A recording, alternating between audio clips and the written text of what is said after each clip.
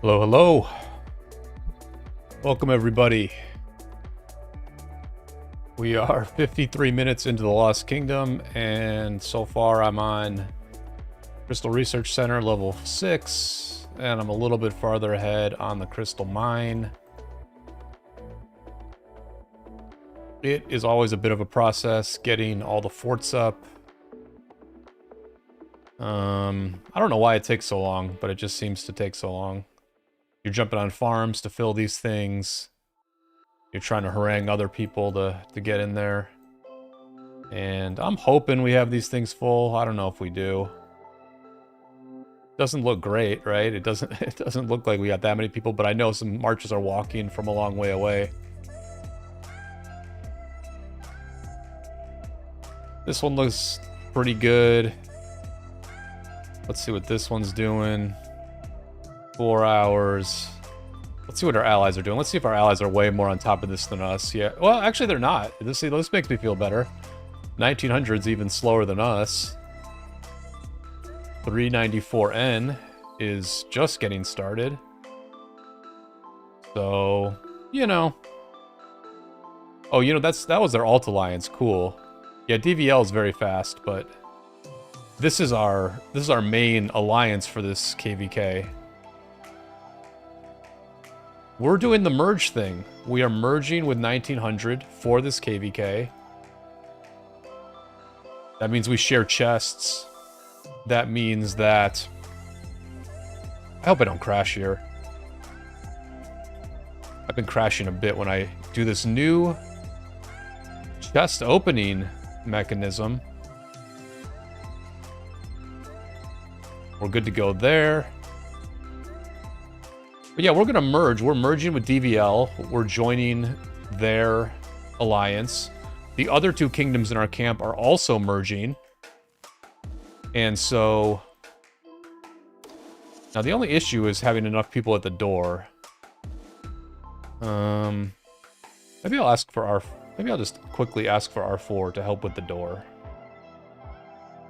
Let me go ahead and do that.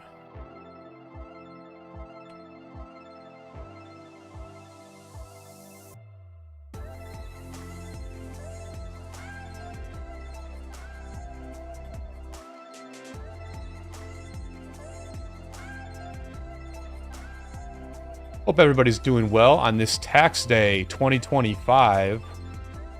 For those not in the US, this is when we give a significant portion of our income to the government, and they do a few good things with it and do a bunch of dumb stuff with it.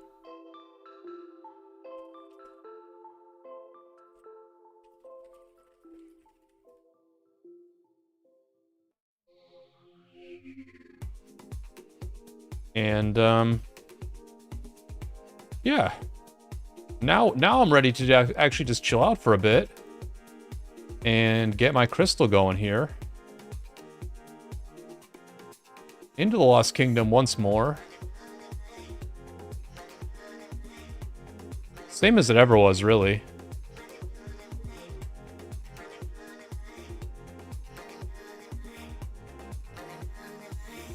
Same as it ever was. I'm always way behind everybody getting my crystal tech going. Maybe we'll multitask a little bit and do a little chaining while we get these levels up. Obviously, we have to do Karawak a little bit later. I'll spend a little bit of money tonight. But in all honesty, this might be the most casual KVK I've ever played. One of our enemies has said they're just going to farm and not spend any money. We'll see if that plays out. We do have some strategies for getting a fight regardless. But, you know, it is what it is in Rise of Kingdoms in 2025.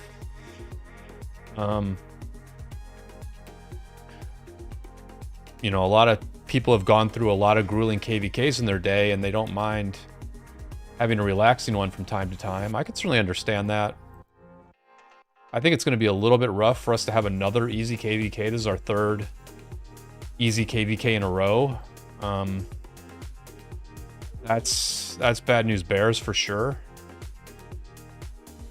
But we're gonna make the most of it. Knights, good to see you here. Let's see. Yep, I got R4, so that's good.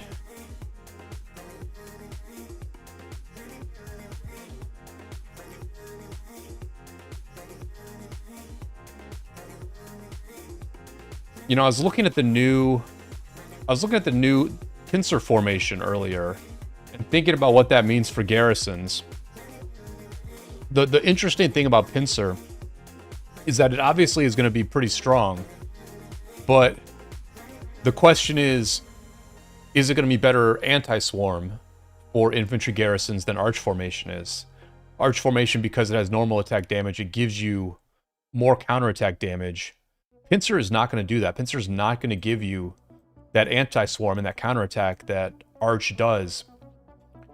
And so I was just thinking, like, you know, how important is it to punish swarmers when they're all around your flag? And the truth is, it is, like, very important to punish swarmers in most KVKs. I think that we get a little bit biased by watching big Imperium KVKs, and, you know, stuff gets swarmed down. Like, everything gets swarmed down. It's generally, like, a good trade for the swarmers, or like a break-even trade for the swarmers. And you think to yourself, well, it just doesn't matter. Like, garrisons don't matter. But I think, honestly, in 90% of KVKs, it does matter how much you punish the swarmers. Because, like, in an Imperium KVK, each kingdom might have 50 players who are swarm capable. And by swarm capable, I mean they have over 100 million power. They can swarm a decent amount with it not compromising their open field. They can take a decent number of deads without it compromising their open field. But, like, the truth is, in most wars in this game, for kingdoms of normal size, we might only have, at most, maybe a dozen players who are swarm capable, who can swarm, like, a lot of stuff for, like, the entire Kingsland, right? So in most, you know, in most wars, if you can have, like, a really robust garrison that... Goody, how's it going? Elias, how's it going? You know, if you can have a robust garrison that at least gets an even trade against swarmers, maybe gets a slightly positive trade against swarmers, you can jack up a kingdom pretty quick. Like, not in 2 hours, but across an entire day, across, like, an entire 24-hour war, tough war in Kingsland, you can jack up a kingdom pretty darn good if you just really, like, make the swarms hurt a bit. Because, like, all of a sudden, all their 110 million power players are down to, like, 90 million, or maybe 85 million, and they can't 7 march anymore. They can't 7 march with a full capacity. And that all of a sudden changes the way the open field goes, you know?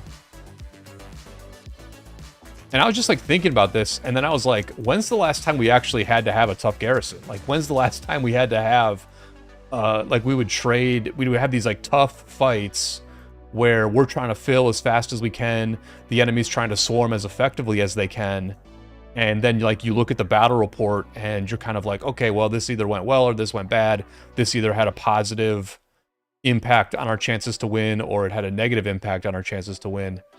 And I was like, man, it's been a long time since we were in that position. It's been almost a year. It's literally been almost a year.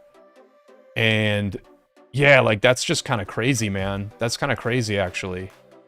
Like, the last time that we've gone into a lost kingdom and been like, we're not sure what's going to happen, and, like, we need to, like, play our best and, like, work hard and make good decisions, like, every step of the way. It's been, like, over a year. I mean, that's just messed up, dude. That's messed up. Like, it doesn't even matter. It doesn't even matter how quickly I do this crystal tech.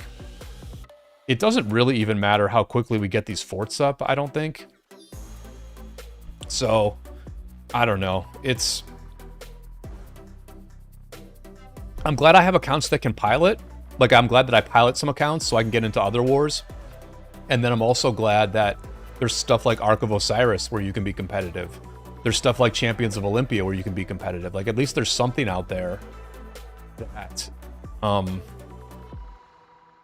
you know, tests you in this game. Because we just haven't been getting it in the Lost Kingdom lately.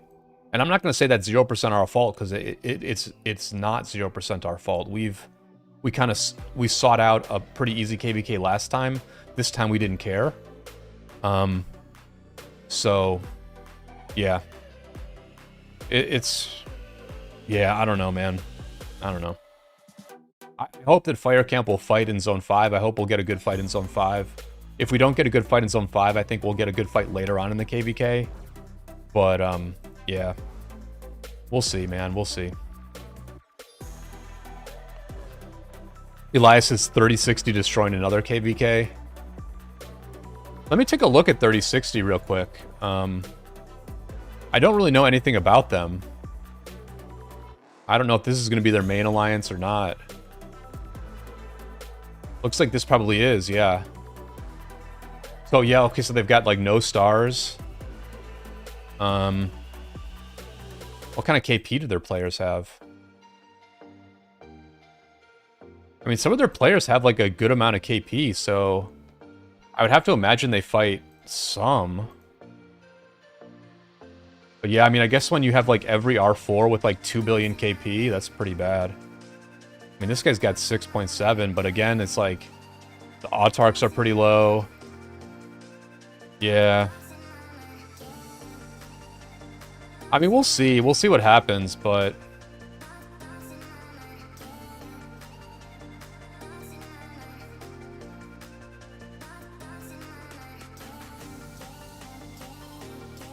I'll be honest, I'm excited for the new game mode. Let me go ahead and talk about that a little bit. I'll pull it up. I'll try to pull it up here. I think there's like a new shortened KVK game mode coming out. And, you know, that might be a decent outlet. That might be a decent outlet for those of us who are just like not getting our competitive juices fulfilled in Lost Kingdom these days. Let me... Yeah, here we go. Let me just grab this screenshot, and we'll just go over this a little bit and what I think is going to happen here. This is something that they announced in this most recent patch. There was like a Facebook post about some KVK changes and stuff. Supreme Strife awaits Valiant Warriors, cross-kingdom teams, skill customization, huge resource refunds. Enjoy the mayhem of a pure KVK experience. What I think this is, and you can see that there's like there's 4 holy sites plus a zig in the middle.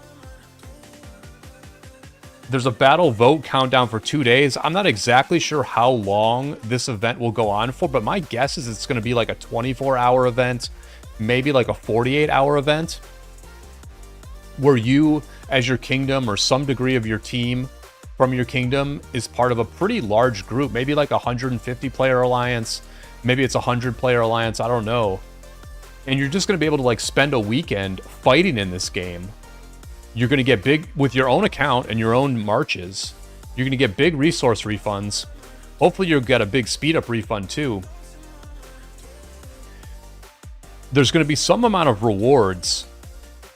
What I think would be really cool is if the rewards for this are buffs, like long-term buffs that, you know, will last for like the next month.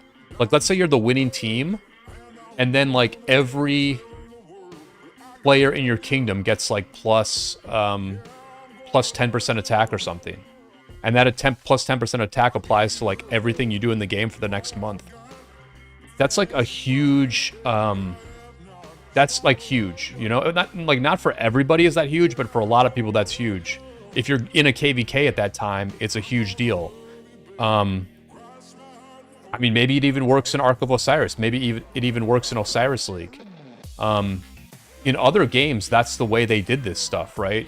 That's the way these events in other games are literally like the meta of the whole game. And if you win, you get some amazing equipment. You get like the best equipment in the game, and you get these buffs that that last for like a month or two. And they apply to like all the stuff you do in your home kingdom. Because like in other games you fight in your home kingdom. You know, buffs like that would be pretty crazy. Especially if like second place, you know, let's say first place got the biggest buff, second place got the second best buff, third place got an okay buff, and all of a sudden with 8 teams, there's a ton of diplomacy going on about who's going to get the strongest buff, who's going to get second. And all of a sudden there's like diplomacy where like, I mean, you sort of like form coalitions that would exist across many of these Supreme Strife events, right? Would you see like 1093 teaming up with 960 again to deal with like the Vietnamese kingdoms or something? Would you see some rivals having to work together at times because they both like win their local area, they both win their local holy site, but then to compete for the Zig, they have to cut some sort of a deal. Like a ton of interesting stuff can happen in that Supreme Strife event. We'll see what happens.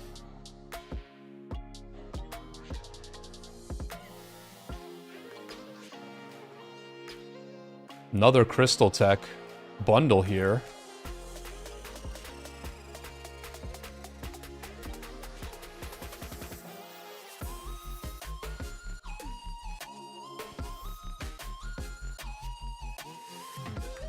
But, you know, we need ways to, like, work out these marches and stuff, right? Like, we need ways to really,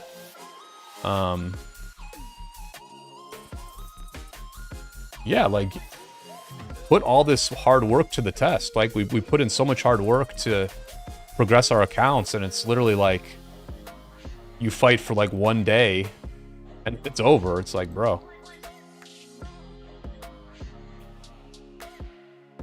I'm gonna go ahead and throw a message here as well. How do I make a thread? How do I make a thread? I guess it's here, right? Yep. Oh, that's a bugle. Oh my god, bugles are 20 bucks? Holy shit. Holy shit, I can't believe people were actually using bugles.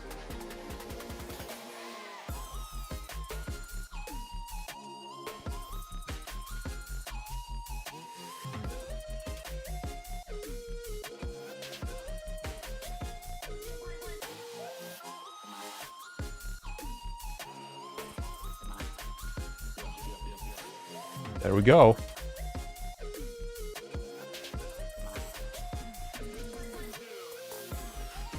Yeah, you just message like normal. Give this some love. Give this some love, everybody.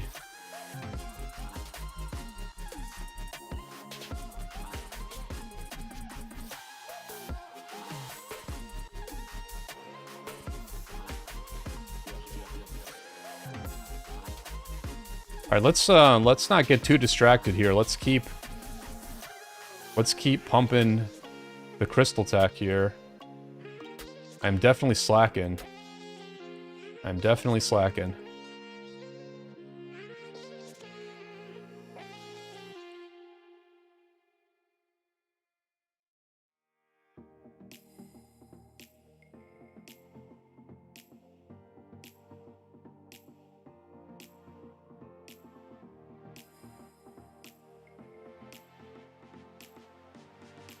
Well, anybody who is on the stream, give that message some love.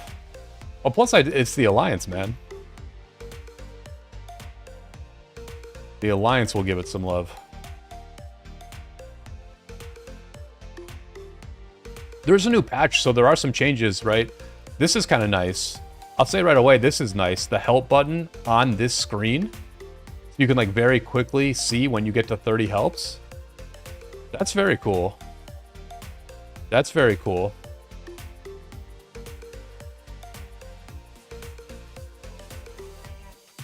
And the gift, the like getting all the gifts at once, that's pretty cool too. It's a little buggy. I think the bug with these gifts is that, like, when you hit the claim all button and you have some expired gifts, I think when you have some expired gifts, you freeze up. Like, your game literally freezes up when you try to use the claim all button. So if you've got an account or a city that has expired gifts here, I would not hit this claim all button. I would just do them all by hand. But, I mean, the claim all button is cool.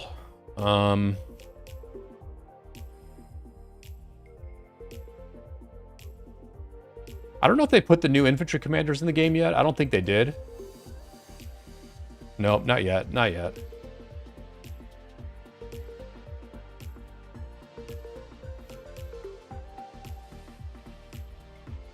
DK Sin getting in the action.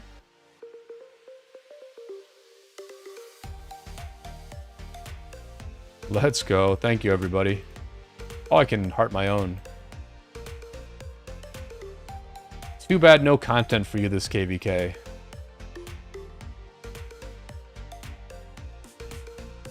From 3069. I think this might be Fire Camp. So they're saying no content.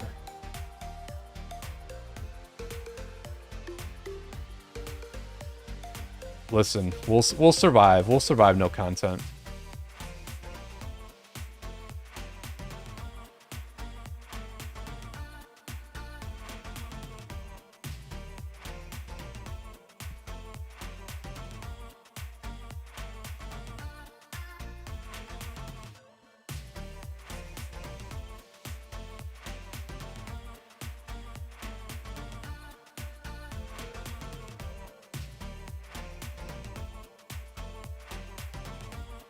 Let me know if anybody else is in a different KVK that's starting today. There are always a bunch of people starting Lost Kingdom at the same time, which is one of the reasons I like to stream right now, because, you know, we're all in here grinding. And when I'm grinding, I really enjoy watching people play Rise of Kingdoms. One of the reasons I miss the content creator 12-inch, because 12-inch would grind like pretty much every day. So if I was doing something like starting the Lost Kingdom or doing the Realm of Mystique event, doing Golden Kingdom, whatever it may be, I could just turn on 12-inch's stream and grind right alongside him. So I do hope some people are grinding alongside me today. Throw a like on the video, or throw a like on the stream if you are grinding side by side with me right now.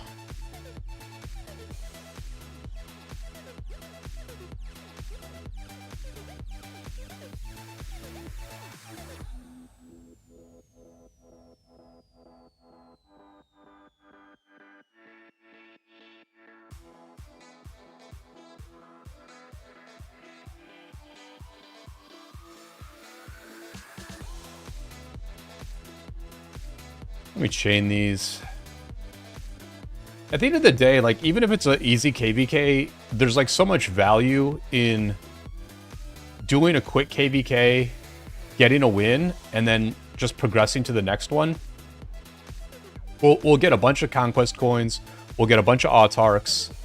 We'll be able to, you know, chain Lost Kingdom barbs for 2 straight months. We'll be able to do Lost Kingdom forts for 2 straight months. We'll also get the conversion stones. Like, that's the big thing these days with doing KVKs quickly, is getting those conversion stones. If you do, let's say if you do 4 KVKs in a year compared to 3, which for kingdoms that take big breaks, they might only do 3. That means like every player in your kingdom is getting 10 more conversion stones than the slower kingdom is getting. And that's literally a, that's converting an entire special inscription, right? Like, that's converting, well, I've got like a, that's converting like this destructive, right? Like, if I had 10 stones, I could convert this destructive to a hunter. I could convert it to Steel Skin. I could convert it to the new Pincer one, which is like called Torpor or something like that. So yeah, like jumping into KVKs quickly. Obviously you want a good fight. Obviously you want it to be fun and stuff like that. If it's not a good fight and if it's kind of boring, at least you're progressing everybody's account in your kingdom. Knights. Yeah, Lambo, how's it going? Good to see you here. That's a lot of crystals to spare. I probably won't get all that many crystals this KVK because I don't think I'm going to spend much. I mean, that's the other thing about an easy KVK, right? Or a boring KVK. I'm spending way less. Instead of spending like $500, I might only spend $100 in this thing. No complaints about that. No complaints about that at all. Now, if these people from Fire Camp decide to fight, then guess what? I'll probably pop a Mountain Warfare in the middle of Zone 5. But no sense in spending a bunch of money before then.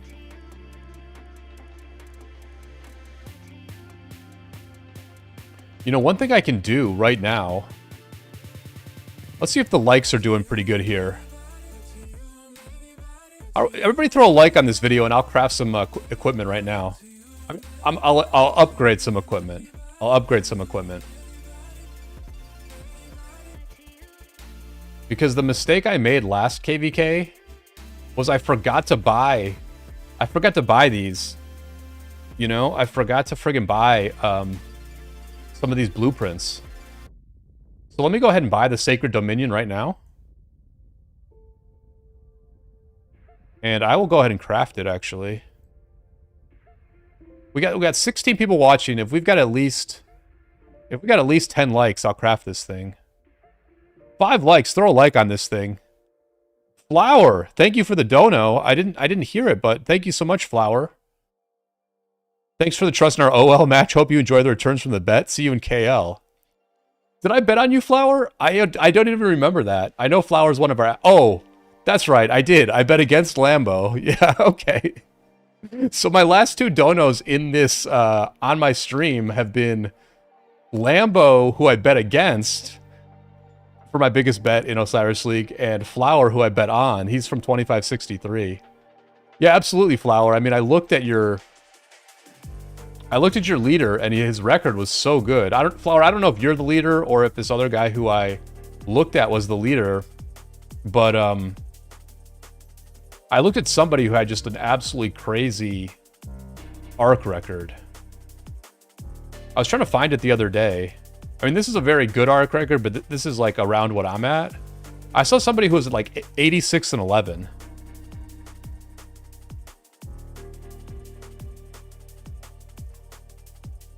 Oh, Flower, you're the lead. Okay, yeah. Why can't I? Where's your name in here? Maybe you're in the other alliance or something.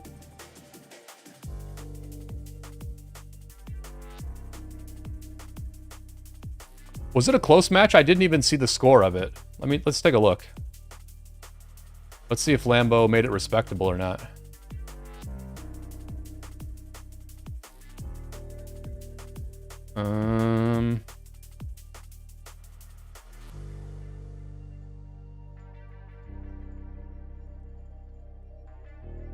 I think you guys were in Anubis, right? Yeah. Oh, it was close. Oh, wow. It was actually a very close match. So, honestly, props to Lambo and props to everybody in PK for making it that close. One of our rally leads teleported to the wrong side of the map. It was close. Their mid wrecked us. Okay, so that's pretty solid, man. Yeah, I mean, maybe I'll watch this match later to see if you guys did like the very advanced Osiris. Here, I just want to look real quick since you guys are both in the chat, because like I don't know if you guys watched the match that Plato and I casted, but like the skills that 75 DC came up with were like so freaking good, man. Time warp, no march, master strategy, and sneaky tactics. Right? That's like a crazy. That's a crazy combo. Looks like Dark Souls had Time Warp, but I don't know if they had anything crazy. I mean, I imagine neither team had No March, because if they had No March, they would have used it at this point in the match. But yeah, like a much more conventional bar for you guys for sure, compared to 75 DC.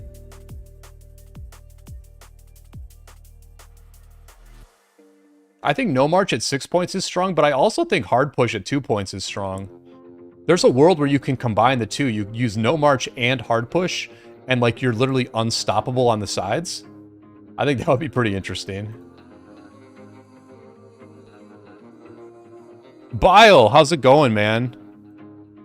Let me know if I'm not saying your name right. I think maybe it's Billette.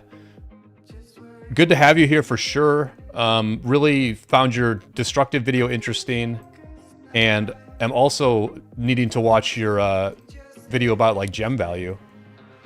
So shout out to Lambo and Bile, who are both YouTube content creators as well. Was Time Warp so we could use To the Death twice for arcs? Yeah, I think that's the more like standard. That's gonna be the more standard meta, is just have Time Warp and To the Death. But like, the thing is, like, you can have No March on that bar too, and you're not giving up a whole lot. I mean, if you're Flower in 65 DS, right, at the end of that match, they didn't even use their 6th skill, right? So imagine if they have No March as that 6th skill, and they have just like complete flexibility to either be a side team or a mid team. That's like pretty crazy, man. That's honest. Like, the changes they made to Arc are actually amazing, to the point where I would say there's literally more strategy in Arc now than there is in Lost Kingdom. Because you can really outthink your opponent, you can adjust your opponent, you can counter your opponent, or you can play your own unexploitable strategy. Like, there's so many approaches to Arc now that it's pretty sick.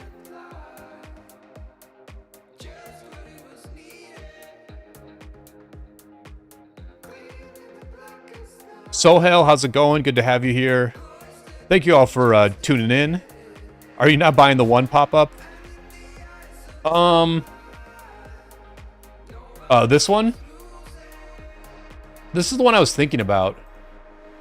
I probably should buy this one, right? I probably should buy this. I don't know if I have it right now. I do. Oh, so I have it through the coins. Home Farmer, I'm probably going to buy this, but I'm actually just going to wait a little bit. I'll wait till like more people join the alliance. Because we're doing the merge thing. We're doing the merge thing where 2 of our kingdoms are going to merge into 1 alliance. So we've got 4 kingdoms in this camp, but we've got only 2 main alliances. That's allowing us to share gifts. We'll all get more gifts. And we'll probably be able to coordinate better in war. Probably.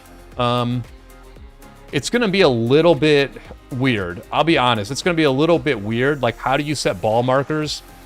If 1900 wants our ball to go one place, I guess it's the same thing. I guess it's actually the same. I take that back. At the end of the day, it's actually more people have the ability to use coalition markers, right? Like, in most wars in this game, it's like 1 alliance does the coalition markers, and the rest of you are, everyone else is just like subject to what that coalition lead is doing, and then you can either pay attention to their markers or not.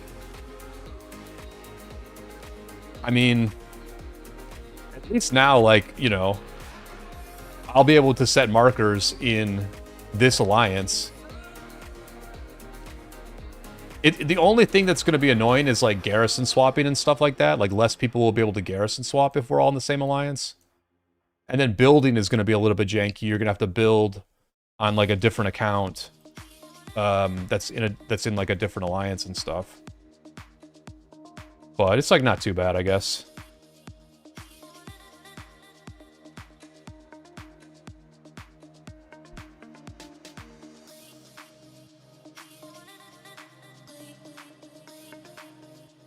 I should have grabbed this a while ago. I should have grabbed this a while ago.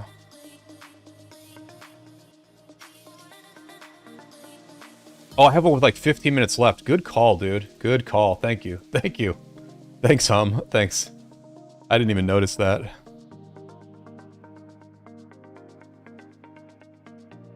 DVL fights similar to the 770.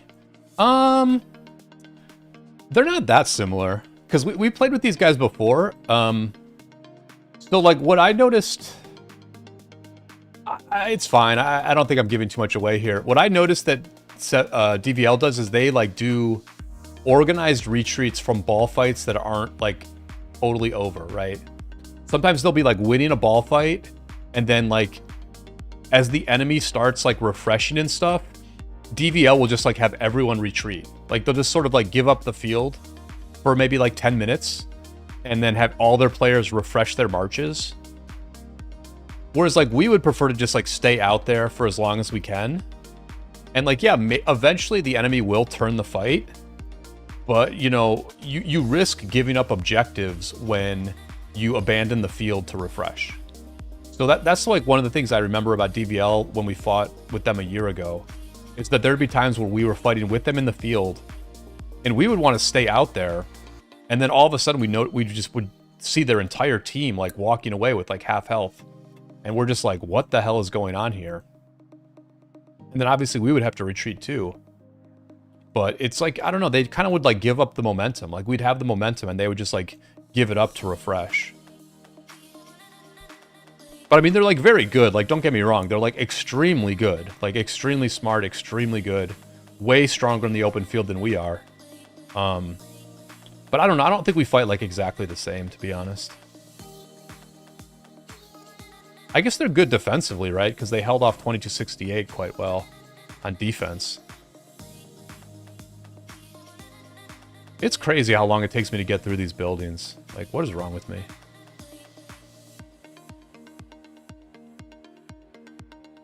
Lebo says our players were overconfident, not gonna lie. Interesting. My bet must have really pissed him off then.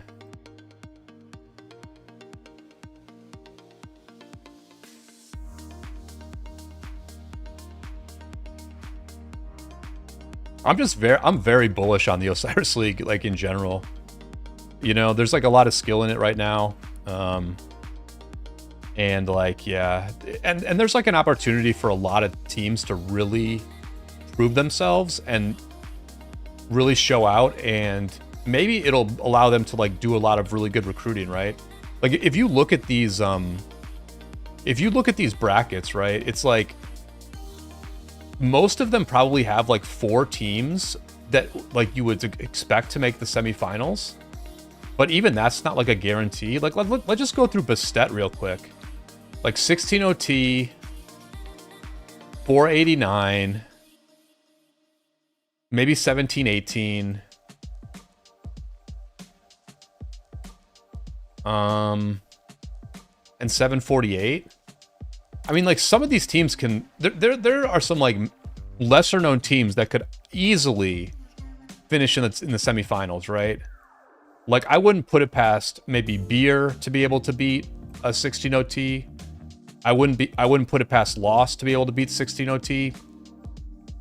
I don't think 65 LD is going to be able to beat 16 OT, but 65 LD is, like, actually very good at Arc. They beat us in the divisional finals, and then... I think beat one of the teams we're playing in this KVK by the same score in this. I think I said Lost. Lost could finish very highly. I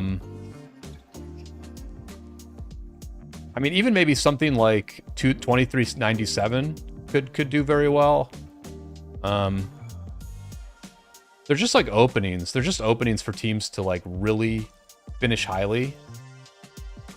And then, like, in Horus, for example, at this point, I would say 75 DC is probably a favorite to make the top 4, considering they beat WIB. Obviously, 60 GT and GV77 are, like, way ahead of the pack. But, like, after that, look at this. Like, look at how wide open... Look at how wide open the semifinals are in Horus, right? I mean, you've got, like, the main 1875 team. You know, you've got 2638... You've got 75 DC. I mean, there's just like an opportunity for some team to go like semifinals of Horus, which is like an incredibly big accomplishment. And like all it takes is like a lot of practice and then like really good decision making on the day of the match. So it's just like very, very skill based. It's very, very, you know, practice based. Having like a really good teamwork. I mean, it's more than you could say for the Lost Kingdom, right? It's more than you could say for KVK. There's opportunities to outplay. There's opportunities to like show off your skill that exist in the Osiris League that are bigger than the opportunities in Lost Kingdom, in my opinion.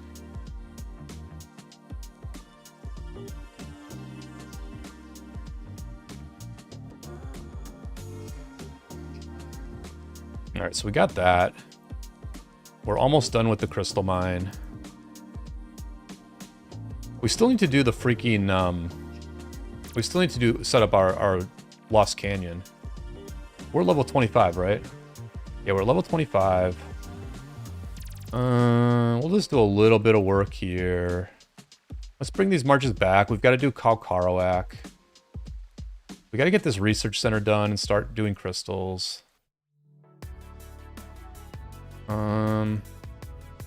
Let's go ahead and set up our canyon team.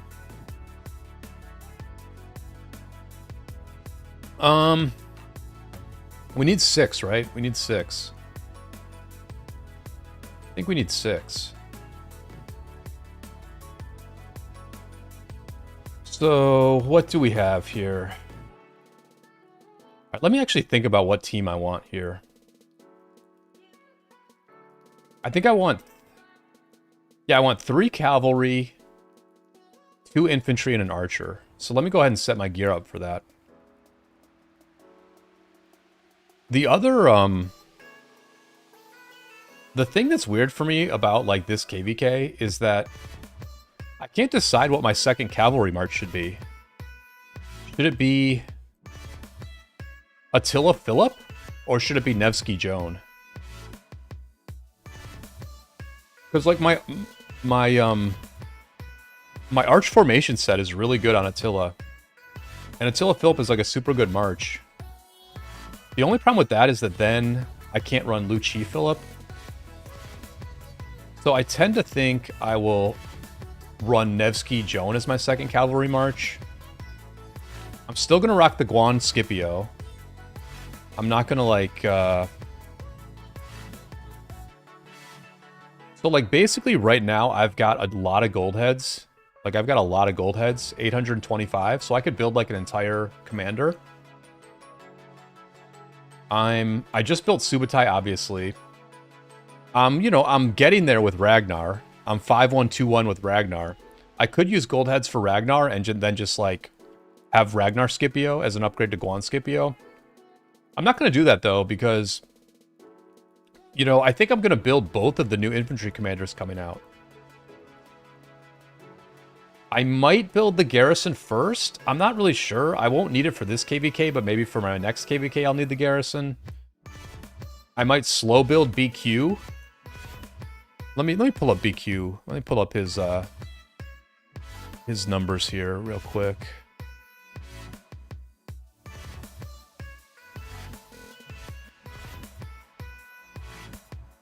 Well, we'll just do this. We can just do this.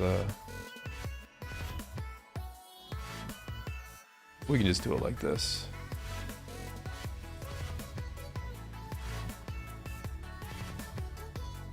I think I'm going to build BQ, but maybe I'll slow roll him a little bit by doing like a bunch of wheels. But my plan is... Because remember, I don't have Alex. So my plan is, for infantry, I'm going to keep running Guan Scipio. I'm going to still run Guan Scipio. And then I'll do Luchi BQ. Like, whatever's better as the primary. I assume Luchi's better as the primary, but maybe I'm missing something about the mechanics.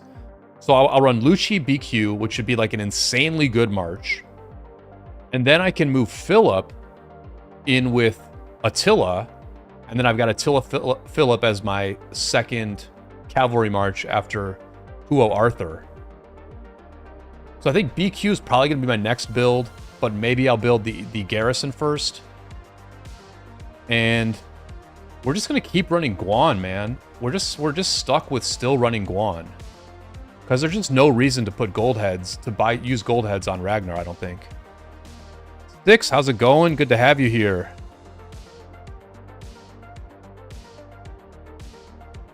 Six, another infantry guy. So I'm sure he's hyped about BQ. Alright, but let's get the Canyon lineup set up. Alright, so we got Lucci, we've got Guan, we've got Huo. We've got our second best... We got our second best cav on Attila. Let's put the third best cav on Nevsky. And we'll have Attila in the front. We'll have Attila in the front and Nevsky in the back.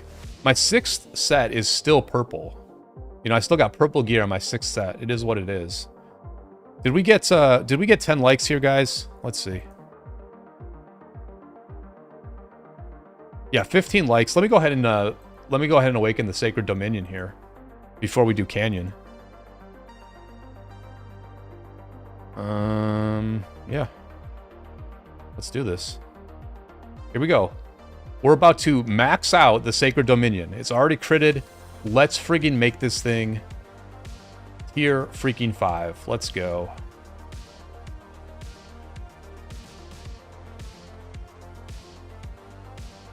Boom. There we go. Sacred freaking Dominion, dude. Let's go. But one thing done. One thing fully done. That's cool.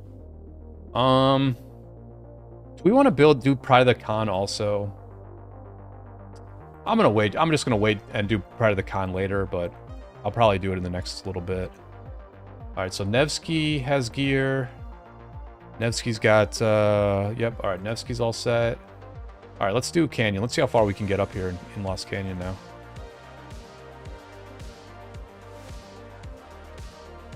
You could go Huo, Joan, Arthur, William. Or Arthur, Philip, and bench the Nevsky. Yeah.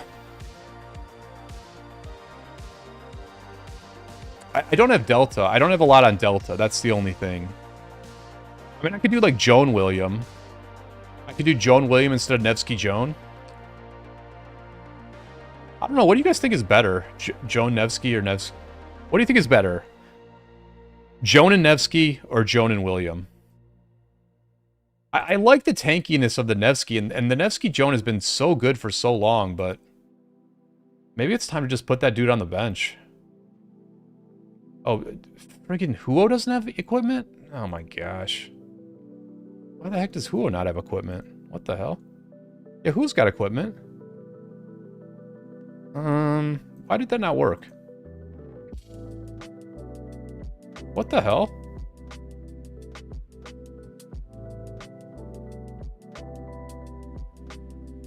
Well, what is going on here?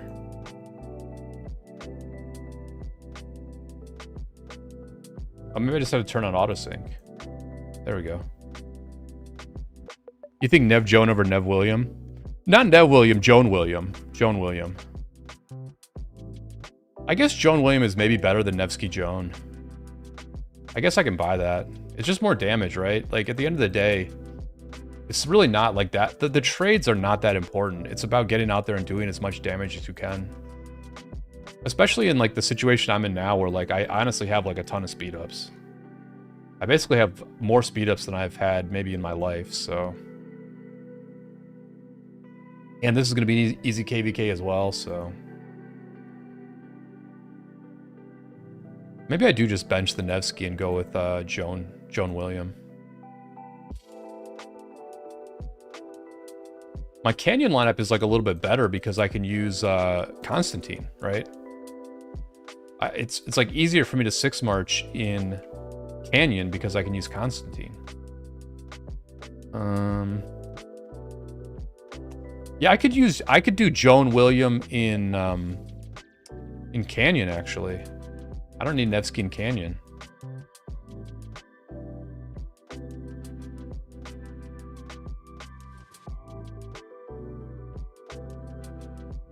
We'll confirm this. We'll go back out.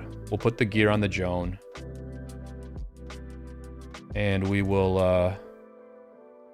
we'll run William instead of Nevsky. It's a good call, Hum Farm. Thank you.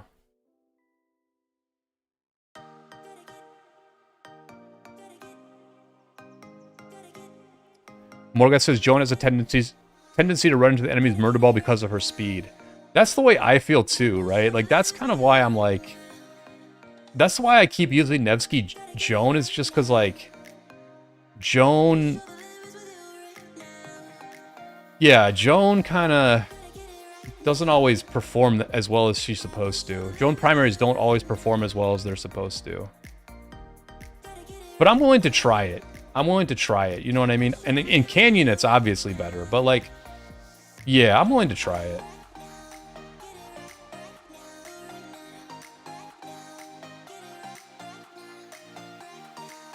What I really want to do is be able to speed tune it to where, like, the Attila Philip is the fastest march.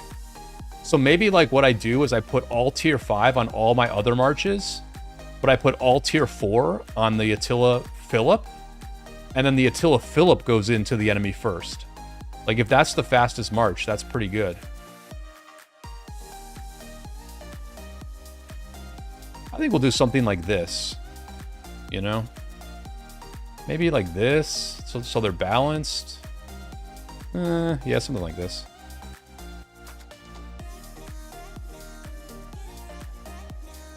Hey, Hobby, how's it going? Glad to have you here, for sure. JR, how's it going? Thank you all for being here. Glad everybody's jumping on the stream tonight. Look at this. Look at this old team. Look at my team from last KVK, right? The XY. Like, the XY was still in the mix last KVK.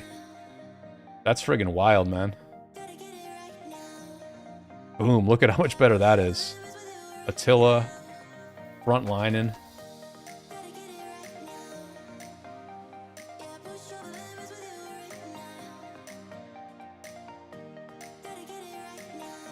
Yeah, I think that's what I might try, is like Attila, all tier 4 on Attila, so that it's the fastest march.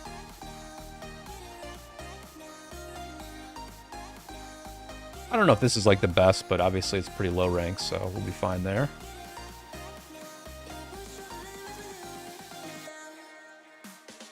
Hobby, glad to have you back off your vacation pass this time.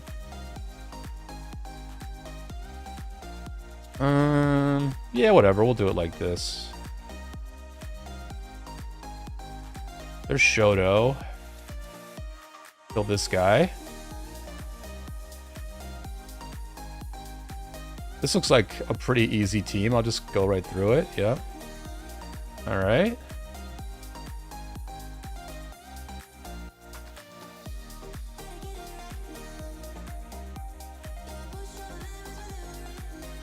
Yeah, I mean, we've got like a bunch of new recruits. Like we've got like 20 or 30 new recruits this KVK. It would have been great to really like see what they're made of and see how we all play together. But we'll just have to wait for the next one, I guess. All right, we're zipping through these pretty easy here so far. We'll watch the next one. I don't know what I'm looking for. Let's see, I've got 3 calves, so I'm looking for like 2 archers. I'm looking for teams with 2 archers. I don't think we're going to see too many of those. I guess we're looking for like 3 cav or 2 archers, right? We don't want the 4 imp.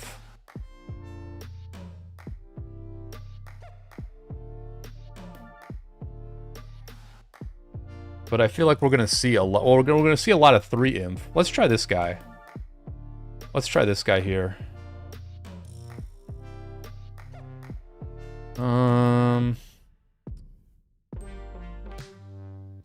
That looks okay. Which lane do we want to pressure? We want to pressure this top lane with Ragnar. So do we put the Lucci up here? I think I like this matchup. Joan William against Nevsky Joan. Do we put the Zug up here? Maybe we do that. No, let's do this. Let's just go with this. I'm worried about the inside lane. And I'm not sure what's going to happen on the top, but I think we win the bottom. I think we probably win the bottom here. Let's see.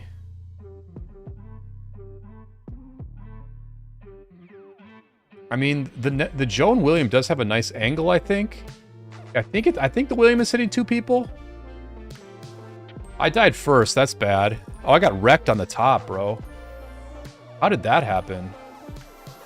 Holy shit, this guy's killing me. Am I winning any of the lanes? I'm not. Well, I obviously lost this one. Man, Attila Phillip got wrecked.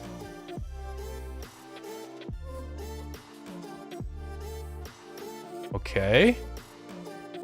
That didn't go very well.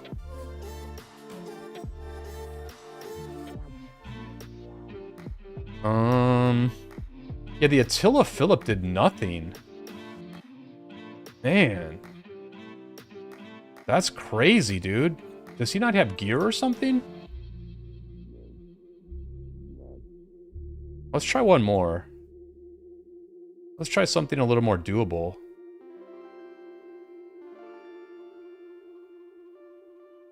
That's my teammate. That's my teammate. That's my teammate. Maybe this guy? Yeah, let's try this guy. Let's make sure the Attila has gear on. Yeah, it does. And it's got a very nice arch set. Like, very nice arch set. Well, we'll try this again, I guess.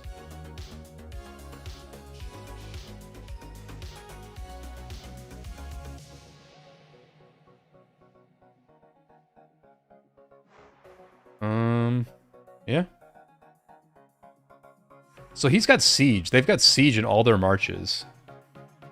I'm not exactly sure. I guess that just slows things down for what? So that my first march reaches them faster or something?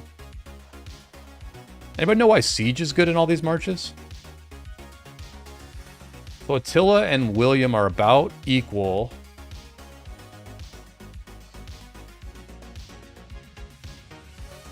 Attila and William are still equal. William's going to beat Attila by a little bit.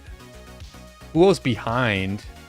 I think Nevsky's behind. So I'm losing the top lane again. Maybe Attila Phillip is not as good in Canyon as I thought. Because I'm losing again. And I'm losing to this top lane. This top lane's wrecking me.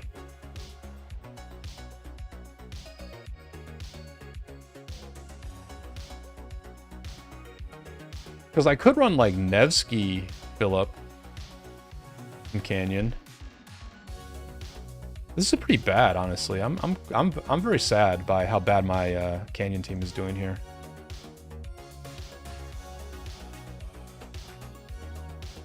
Why is the Attila doing so badly? Why is the Attila... You know what? Maybe it's my talents. Maybe I have like a bad talent tree on him. No, because the Attila talent tree is the same for everything. The Attila talent tree is the same for everything. Anyway.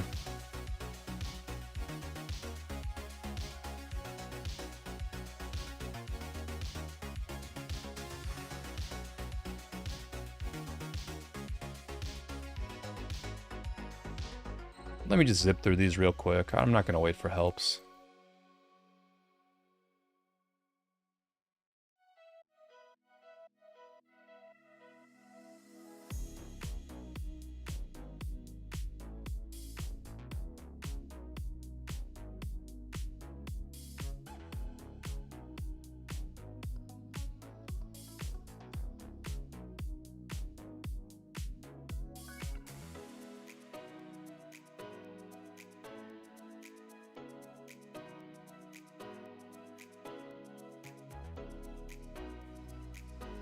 Let me get this Caro X started.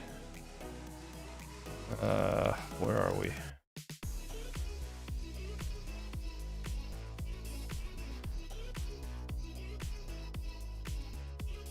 Oh, it doesn't unlock until we get the forts built. All right.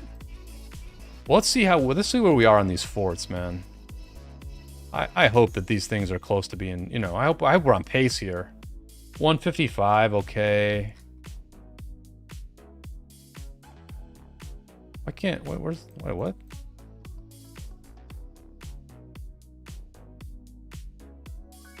$57 on that main fort.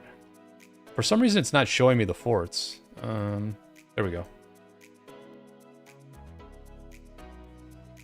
Oh, this fort is not full. Oh, man. That's not good. That's not good.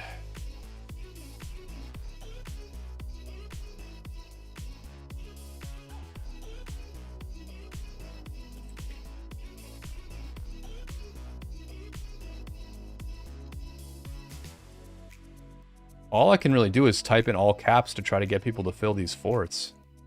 It's literally all I can do. That one's almost full. I bet this one's full. I bet D is full. Yeah, D's full. It's just this H fort that's really out of the way. See if our allies filled up their forts.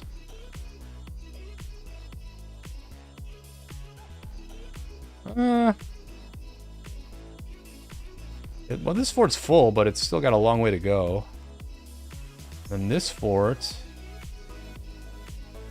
is full and doing well. What about this guy? And this fort's full too. Let's see how many we need. We need 20. We need 20 forts, and we've got about 1, 2, 3, 4, 5, 6, 7, 8. We've got about 8 that are, at least 8 that are going to be done on time. I assume our allies also have a bunch of forts that are going to get done on time. Yep, looking good there. Looking good there. Actually, our allies looks like our allies are a bit sharper than we are on these forts. Yep, they're a lot sharper than us.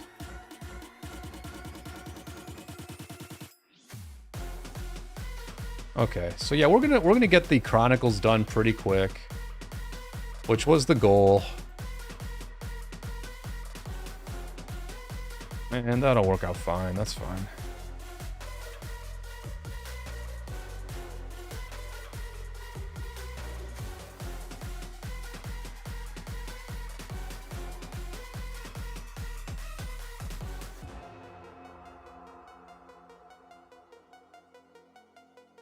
Guess we can bring our chaining marches out.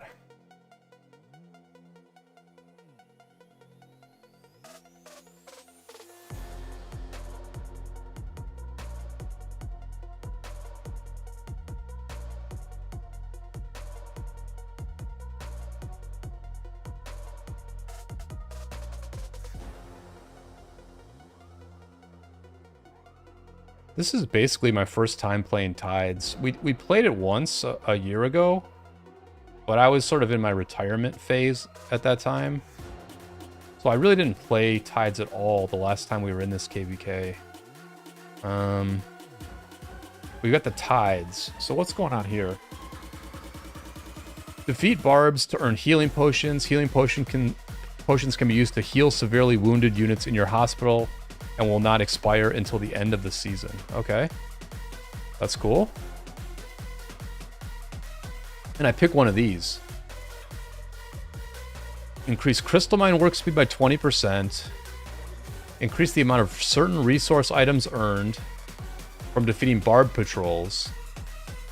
Reduce the number of crystals needed to upgrade your crystal mine and research center by 5. Or adds 1 bastion quest per day. This is interesting. I don't know what's best. Like, I guess I'll pick it right here for content, and you all can tell me whether I'm picking the right one. I don't think these last for that long. Let's see how long they last.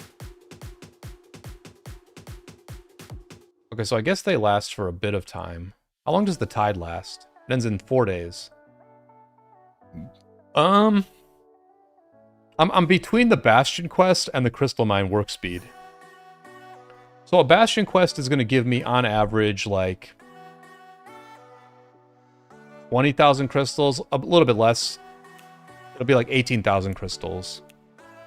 I'll get like 18,000 crystals a day from the Bastion quest and a little bit of favor. Increase the Crystal Mine work speed by 20%. At this early stage, is that really...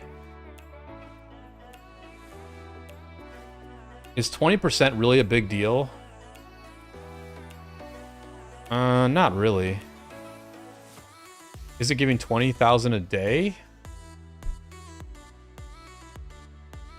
I guess it's pretty close. I guess it's close to giving 20,000 a day. But this gives favor. This also gives favor, so like I kind of think the favor is nice early on. I'm gonna go with the 1 extra Bastion quest per day. What do you think? Is that good? I don't even know.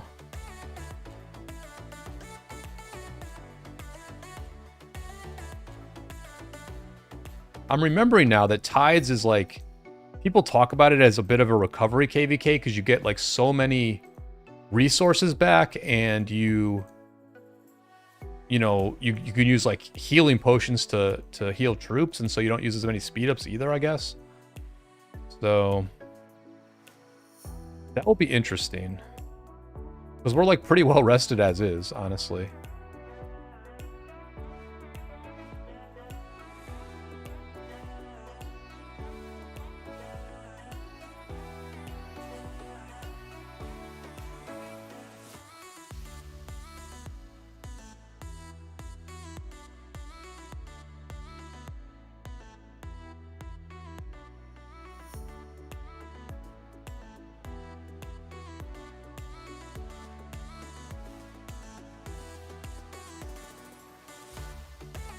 Man, the barb chaining is very slow when you first get in the LK, that's for sure.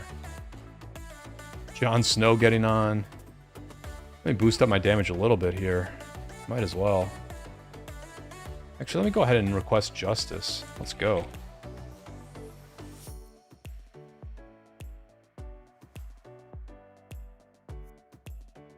I think we're finishing this up finally. Yep, we are. Here we go. We'll get this. Boom. And we will start researching. I will go to the trusty King's Codex Discord and grab their crystal guide.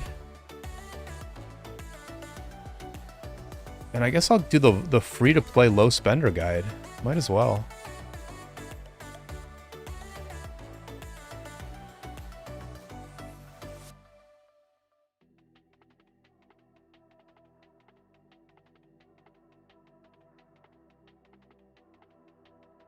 Yeah, we'll go with this. We'll go with this for the crystal guide. So we're going to do one out of 5 on all these. And then we'll rush to plunder in this. Okay. All right. All right.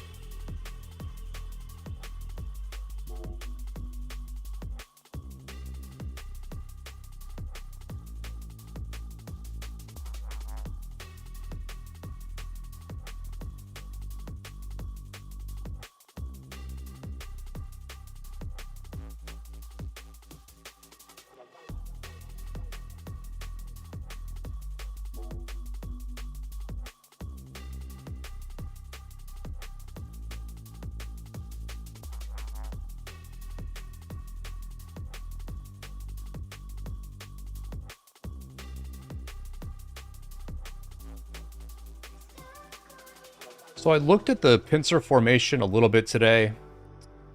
It looks strong.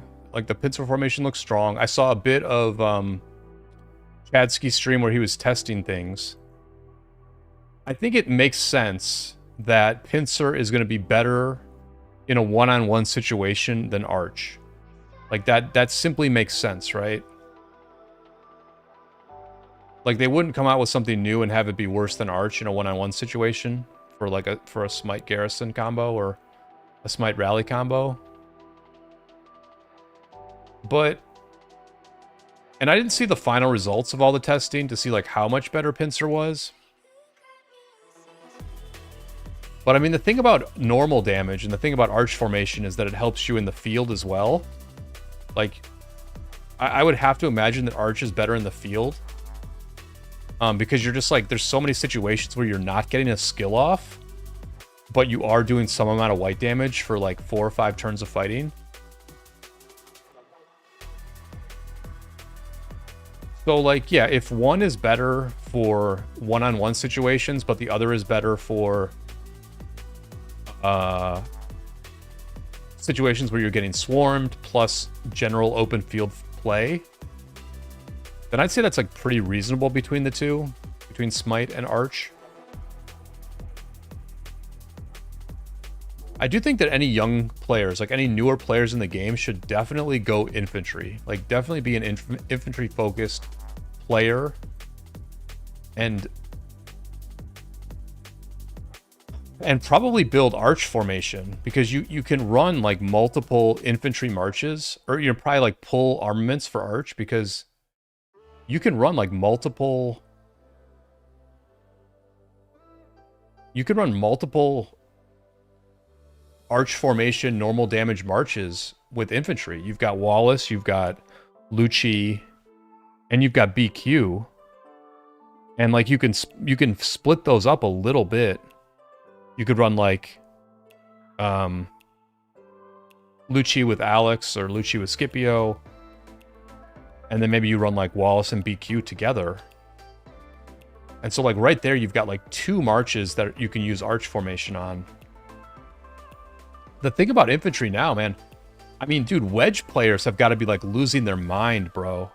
They've got to be just absolutely losing their mind. And they just are going to have to convert some of those Arch, or some of those wedge formations to other stuff. Like, what do you do if you're like an infantry wedge player? Like, yeah, you've got the one march, you've got the Guan Scipio or the Ragnar Scipio, but I mean, they just have not given you any love in a while. My issue is like, my wedge set, my infantry wedge set is like way better than my infantry arch set. This inscription here, or this armament here, balanced with 3 basically maxed rolls, is like practically my best armament that I own. So this thing's like crazy good. The other slots are decent. I could probably throw a hunter on this if I get another one this KVK and roll it a bit. But it's just crazy, man. Like, everyone rolls for wedge. Most people roll for wedge. It's probably smart to do. But then your like infantry wedge is just like so mediocre at this point.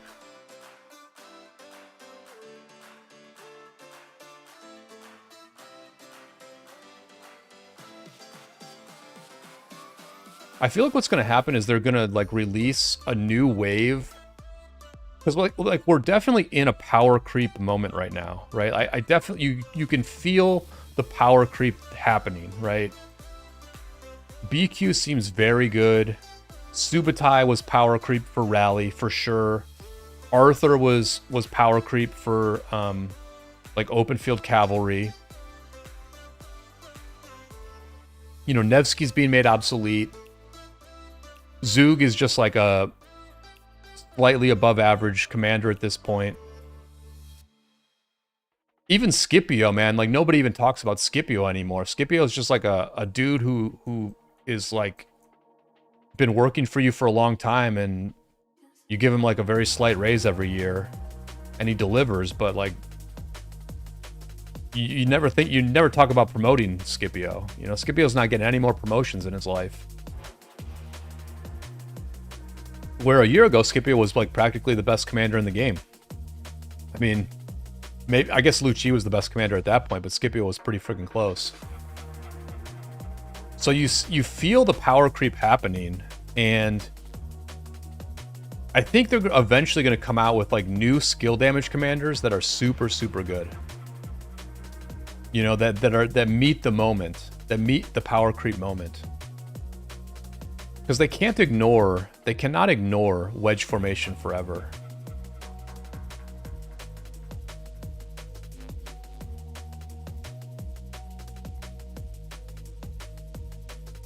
I mean, one of the things I wanted to look at was true damage. And like, what is true damage actually?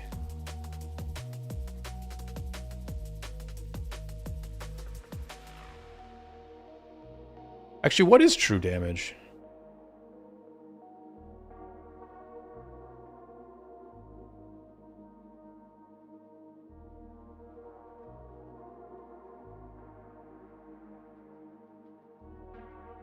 Like, what is true damage affected by?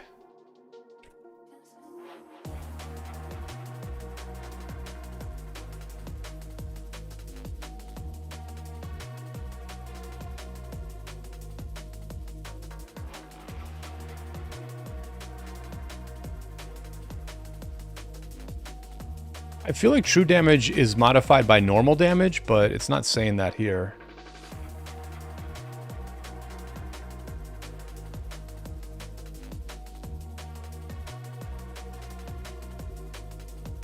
I mean, at the end of the day, all the archer rallies of the moment are doing skill damage, so I kind of feel like they have to come out with a skill damage.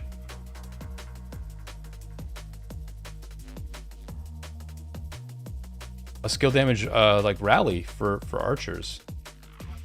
Unless I'm crazy. See, I don't even have Asher.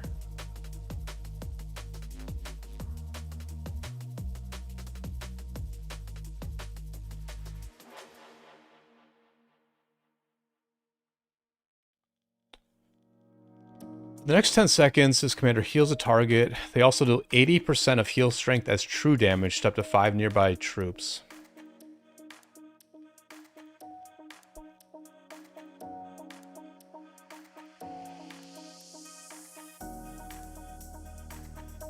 I guess true damage in this sense is not really modified by anything.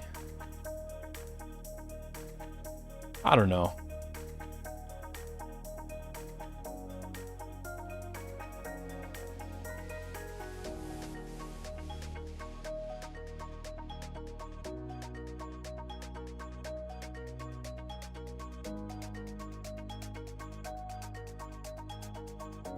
I think ultimately, like, the counters are pretty cool. Like,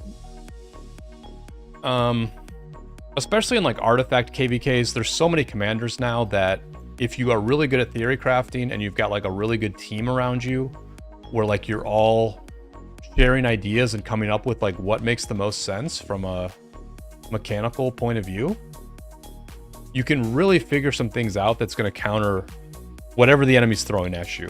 Whether you're rallying or you're the garrison, you can look at what the march is that the enemy's throwing at you and come up with like a pretty good counter for that. And you know, if you've got like leadership gear, like this is kind of like the power of leadership gear, is that you can maybe swap you can swap garrison captains. You'd have to swap the gear, you'd have to put the leadership gear on somebody else. But like the problem with swapping garrisons has always been that you can't swap the troops. It's too much of a pain in the butt to like very quickly tell everyone to empty the garrison of Cav and put like a bunch of infantry in. But like if you know what rally's coming and there's like a different pairing that's going to be best against that rally, you just throw your leadership gear on that new commander, and then you are okay, you're good to go in the garrison. I think that's maybe where the game is going. Obviously, as a rally lead, you can also counter things quite well. You know, I remember when I was piloting in 1079 and we were swarming down 3308's rallies, they just started running Scipio Pakal rallies. You know, it was just like, we know what you're doing and we're just gonna like do the thing that counters that the best. And it's not rocket science at all. It's just like using your brain while you're fighting and, you know, doing like coming up with the best solution for whatever problem the enemy is putting in front of you. So I do think with like all these different commanders, all these different formations, and all these different damage types, you do start to like look at some really crazy counters, right? Because if you look at like the pincer special inscriptions, right?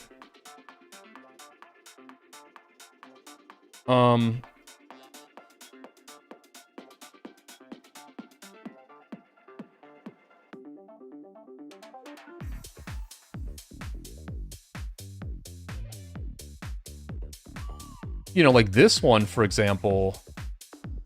Let me look through all these. Yeah, so like some of these are like have combo damage resistance, right? Like this one has combo damage resistance. So it's like it's just a little bit better against something like Attila Subutai. Or not Attila Subutai, but well yeah, to some extent Attila Subutai, because Subutai is doing combo damage. But, you know, maybe you're going to start to get commanders that have smite damage resistance, right? And I believe that normal damage resistance resists smite damage. And so all the commander Scipio Aemilianus rallies that have a pincer on there and that are really pumping out the smite damage, right? And one of the commanders that does have normal damage resistance is CY, right? CY takes 20% less normal damage on his third skill.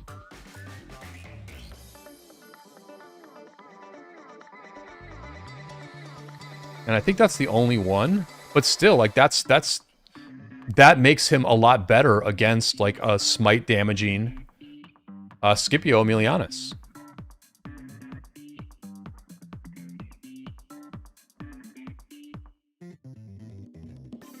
Whereas like a Scipio Aemilianus that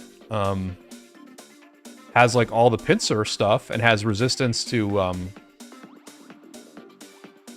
or like a Gorgo that has smite damage and pincer on there that has that extra combo attack is going to be countering the Cav rally a little bit more. So it seems like they're tailoring the counters to troop types a little bit. Where like CY counters Scipio, Gorgo counters Attila Subutai.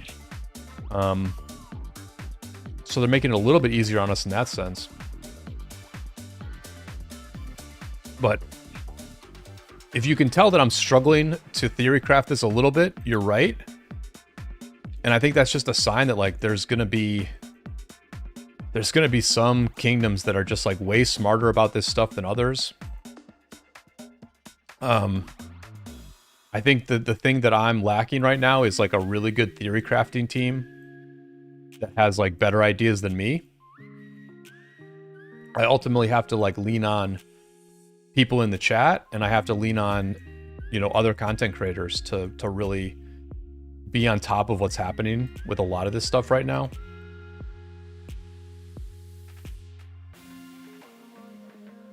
So, you know, if you do have like a really good meeting of the minds going in your kingdom right now, you're lucky to have it for sure. You're lucky to have it for sure.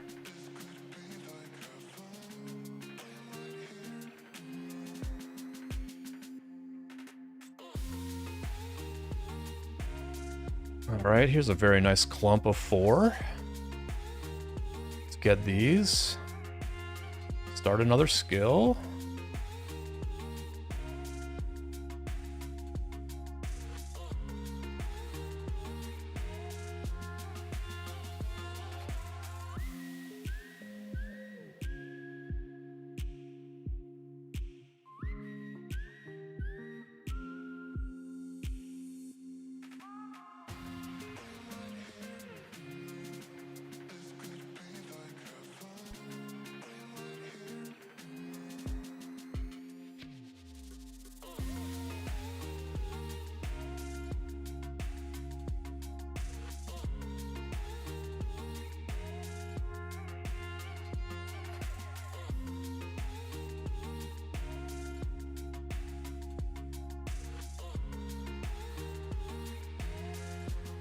I'll let you all know what I'm planning for my...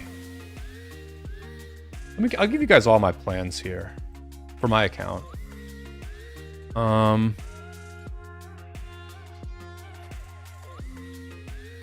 Let's see. So materials wise, I just awakened the Sacred Dominion to level 5. I'm definitely leaning into my Attila Subutai rally. That's the thing that I have that's best. I mean, these inscriptions don't look great. I will admit that these inscriptions don't look great right now. I could put another special one on here with Destructive. Here it is. I could put this on and it would look better. I mean, this would look pretty good, actually. Like, these are 4 very good inscriptions. But I don't know. I kind of buy the idea that Destructive is not that good just based on, like, results, right? Based on testing, where, like, it doesn't trade as well 1v1. I know Bus and I talked about it quite a bit, but I just tend to... like... I'm like a straightforward person, and it's like if the data says that Destructive is not doing a lot, then I kind of believe it. So, like, right now, this isn't looking that great.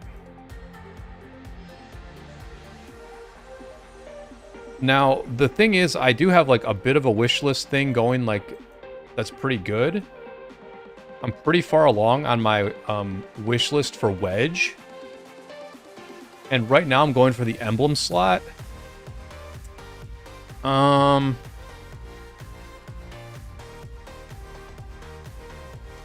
The only thing is, so, and my idea, my goal is like just do the emblem slot and then convert it to Arch, right? Like get this special inscription and then convert it to Arch. The only thing about that is like this inscription is better than the uplifting one here, right? Like, uplifting is good. Uplifting is very, very good for a regular inscription. But I'd almost rather upgrade this than upgrade the Forceful, because Forceful is actually quite good. 3% boost to normal damage.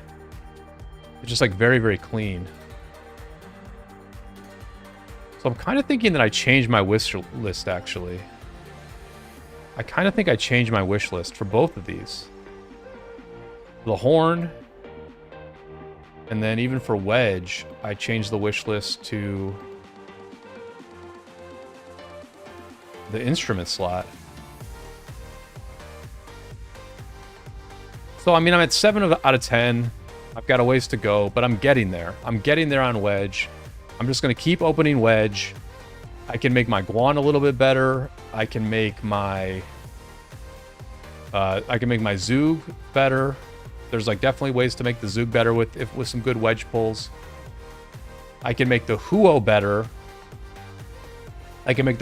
Because I don't see myself getting a good Delta formation set anytime all that soon. Like, I really don't see myself getting a good Delta formation anytime soon. Let's see if I can upgrade this at all. I'm just pulling these. This is just like state forum quests, basically. And I'm just like I'm not doing too good so far. You know, I just don't really have anything. And I can't pull Delta formation because I have to rush through this pity wish list on Wedge as fast as I can. I mean, I got a ways to go, but I got to get through this thing. So I'm not going to be really running Arthur primary for like a long time. I'm just not going to get there for a long time. So I'll just like keep upgrading the Wedge stuff that I have, basically.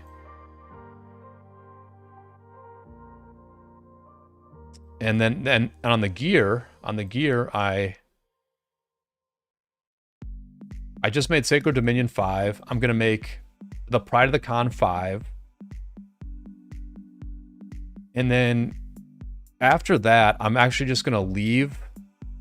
Just for now, I'm going to leave everything else at 4. or 2.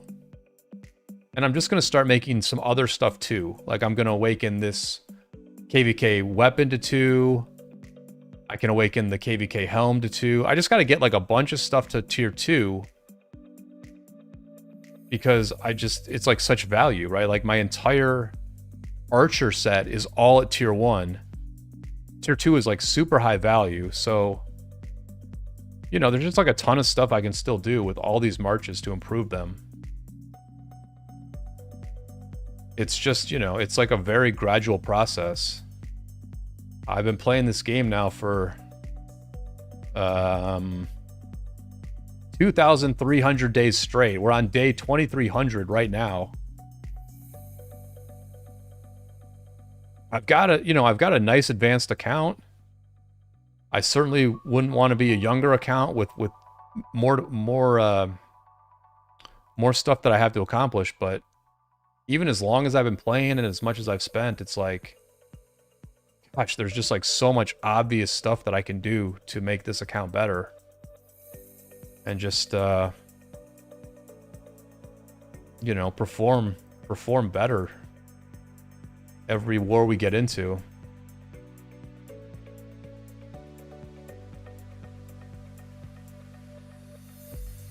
In all honesty, like, getting Subutai was like... getting Subutai was friggin' awesome, man. I don't think I saved that many reports. They might all be gone by now. Yeah, they're all gone. But I mean, like, I had such good reports in our last ARC match. Like, crazy good reports.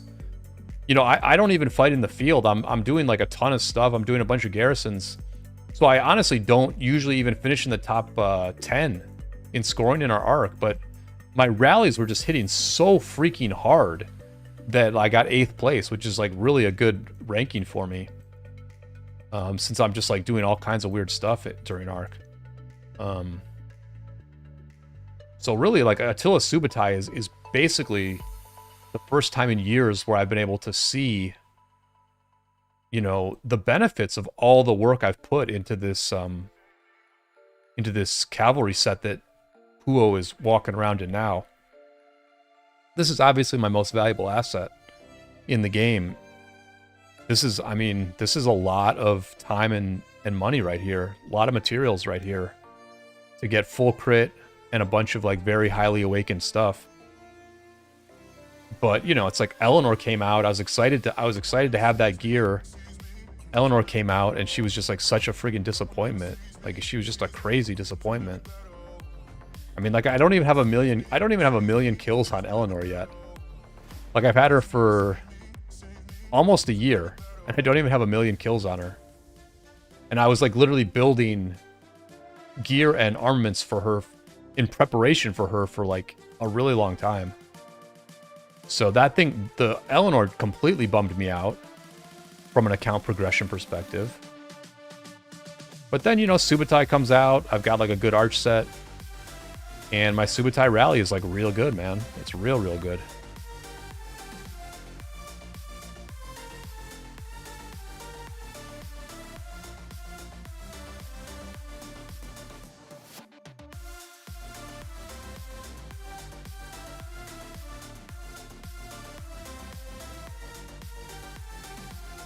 You know, the account progression part of this game is definitely real.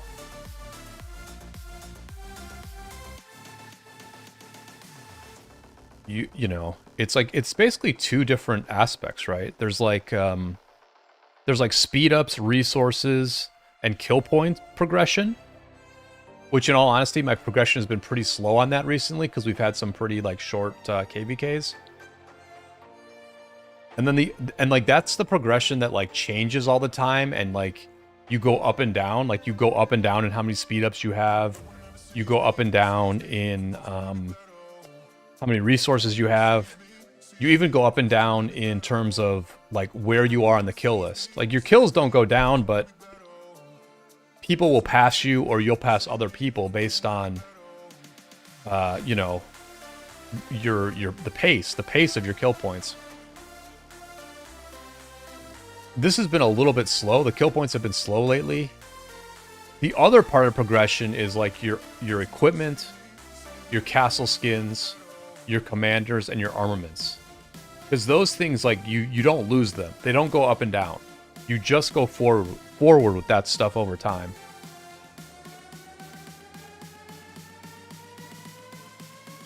And I would say that, like, the speed ups, resources, and kill points are, like, actually the more important one, because that's what wins wars.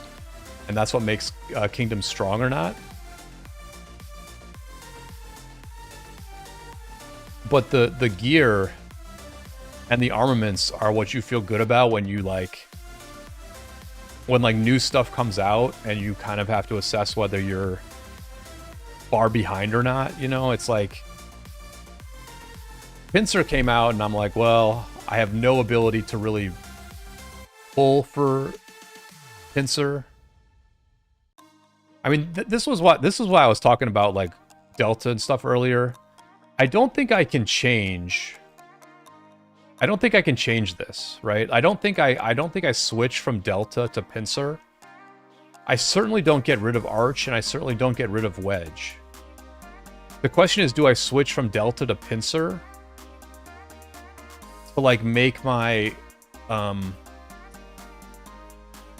infantry garrison better, right? Because I'm like a second tier infantry garrison for our kingdom. I'm definitely not like one of the main 3 or 4, but I'm probably like the number 5 infantry garrison in our kingdom.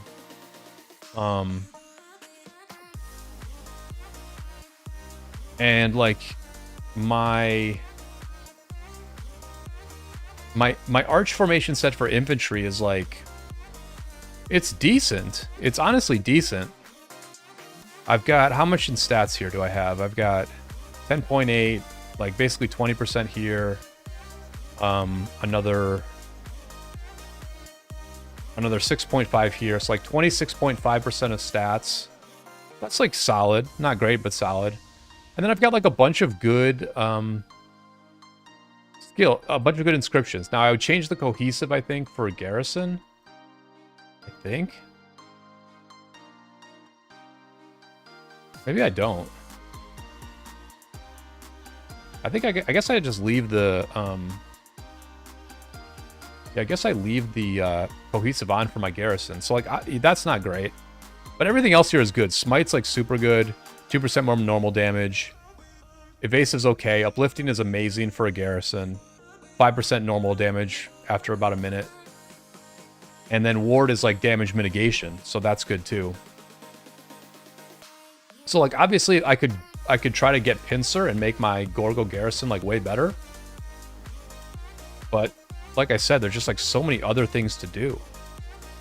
There's just so many other things to do that I just can't get there, man. I cannot get to Pincer anytime soon. I'm not even going to get to Delta anytime soon. Heck, I'm not even going to get to strategic operations or skillful operations in this KVK anytime soon. I'm just starting it now. Holy smokes. Let me see when we have to start building. We're going to have to start building from HDS. Which will be kind of annoying, but I guess we don't have to be that fast. All right, we got about 40 minutes before we have to build an HDS. So definitely need to get more of these skills done. Holy crap.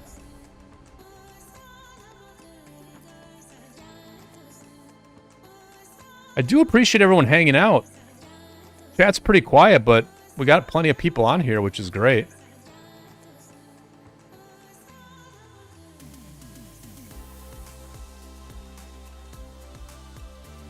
I'm glad you're enjoying me rambling, you know? Glad you all are enjoying me rambling.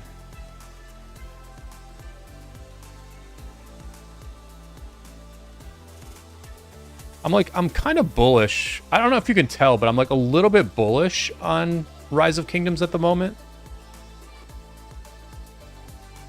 I mean, obviously I'm frustrated about a few things, like missing my old friends and just having so many obvious things that I need to progress on my account. But like I'm pretty for whatever reason, I'm pretty bullish on the game at the moment.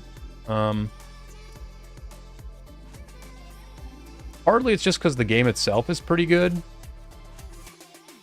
I mean, I think ranged is bad, and I think open field is a little bit too important. But overall, the game is good. Like so much quality of life stuff happening.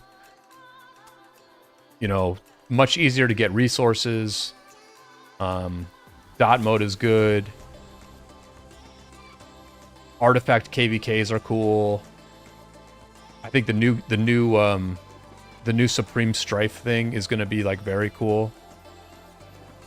I think this is going to be a lot of fun, honestly. I mean, you talk about like account progression and a chance to like actually see where you stack up against other people, like where my Attila Subutai rally stacks up against other people.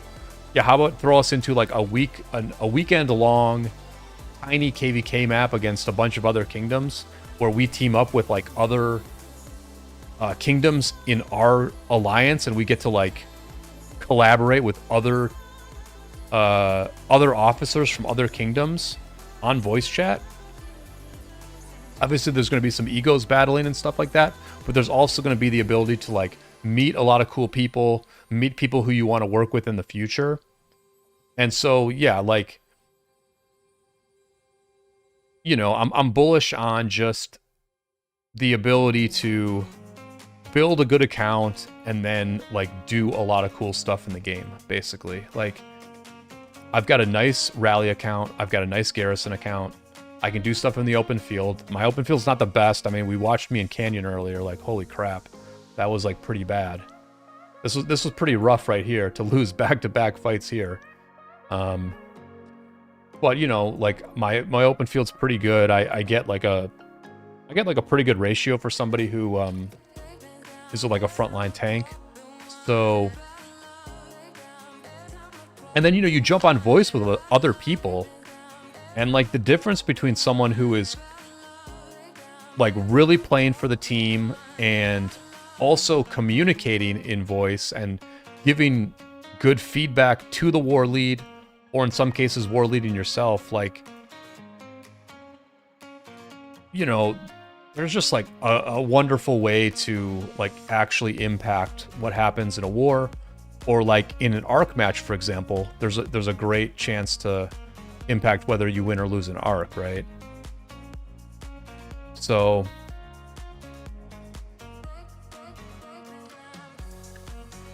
yeah, I mean, who's this?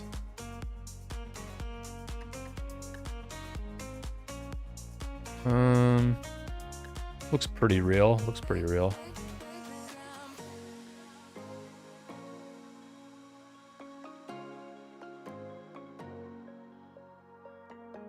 So yeah, I don't know. I mean,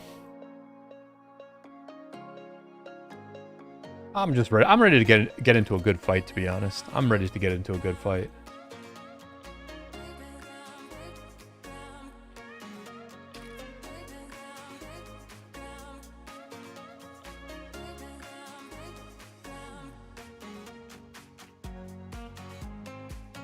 Honestly, I'm gonna probably start playing a lot of Champions of Olympia. I finally took a little bit of time to like. Well, one of my viewers gave me like a really good team for Olympia. Let me get his name real quick. Yeah, Paraimu from 3065. Paraimu gave me like a really good COO team that I'm like having a lot of fun using. But there's also like a ton of other combos in Champions of Olympia that you can run. It's balanced mode, so you can literally run like any march you want. And you know, there's definitely, it's a skill mode, right? Like Champions of Olympia is a skill-based game mode. And so, you know, I've been kind of playing that a bit lately too, just because like I need to play something that's skill-based, man. It's like I play Arc once a week, I pallet every once in a while, but it's just like too much of this, man. Too much just chaining barbs and doing forts and cycling through my farms. It's like, you know, just kind of like grunt work and stuff. At some point, you do want to get the skill parts of the game back.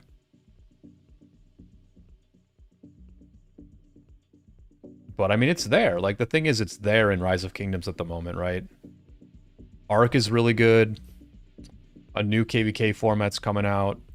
And then, like, and the thing about Arc is, like, you can now run custom matches. You can run custom practice Arc matches, like, anytime you want. And only the top 25 alliances of each kingdom can create a practice match. Okay. But yeah, you can do practice matches against other teams, like, at any time. You know what I mean? And honestly, one of the things that I would like to be involved in, I don't know if there's anybody else out there who's thinking about this also, but I would like to be involved in, like, a pickup group of Arc players, right? Like,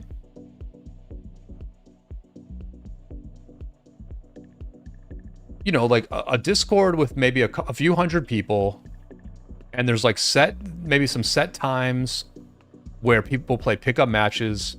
First 30 people who join are in the match. Or there's like a bot that allows you to say, hey, I'm available now to play a practice Arc match. As soon as 60 people sign up through the bot, there's some way to trigger that custom match. And like, we pick teams and we play a custom Arc match, which is also balanced mode. Like, you can play balanced mode in Arc as well. And I think that would be like a ton of fun, man. I would love to try out some like new commanders in Arc. I'd love to like try something like Shajar as a march in the middle in an Arc fight. Because Shajar has like a ton of sustain.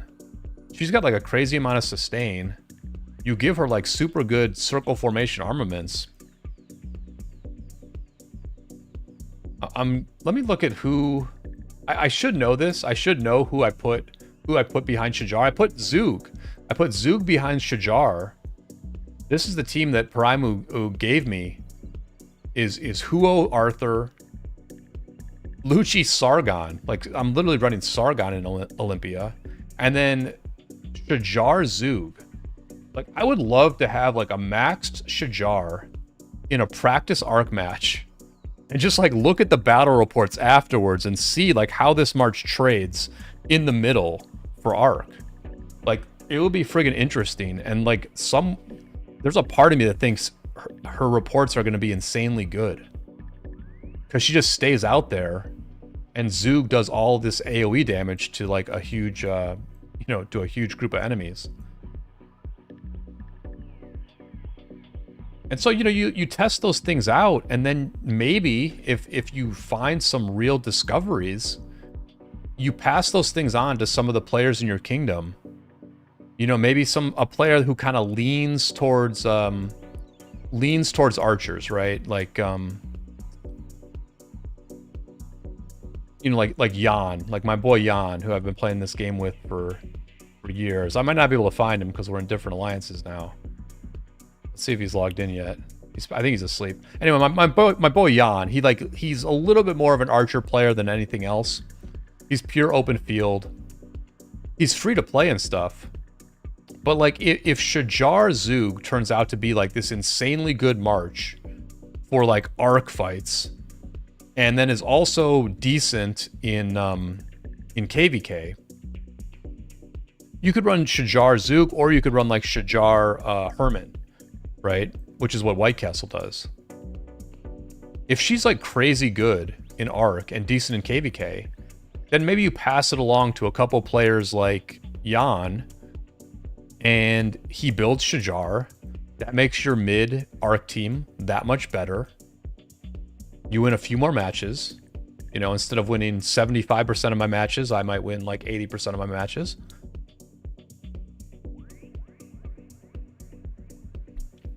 So, I mean, the opportunities are out there to like really test all that stuff and become, you know, much smarter about the game, like much smarter about the game than people who are just like kind of casual at this point.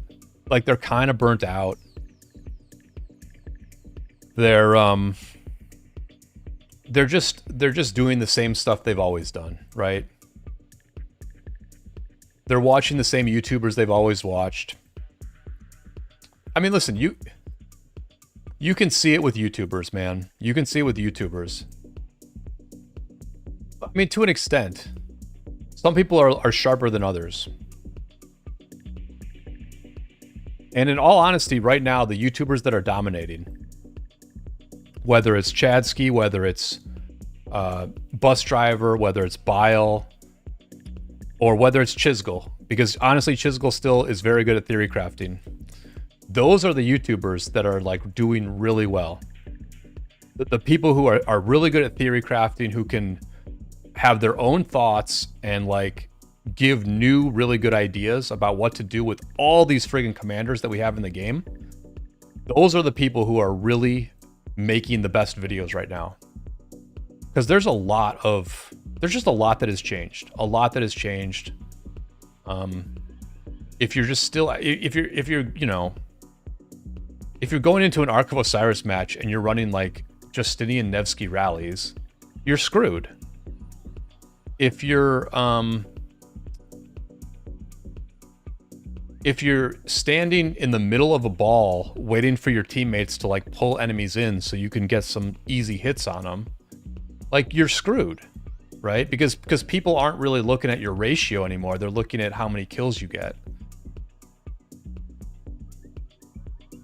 If you're using the old Ark of Osiris skills, right? If you haven't like used any of the new skills, or like don't even take the time to look at what's changed, then you're screwed, you know?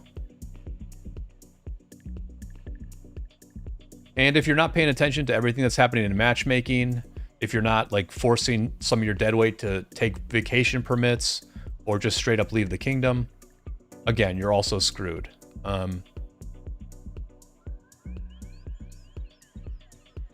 So, you know, they're making enough changes as things go along to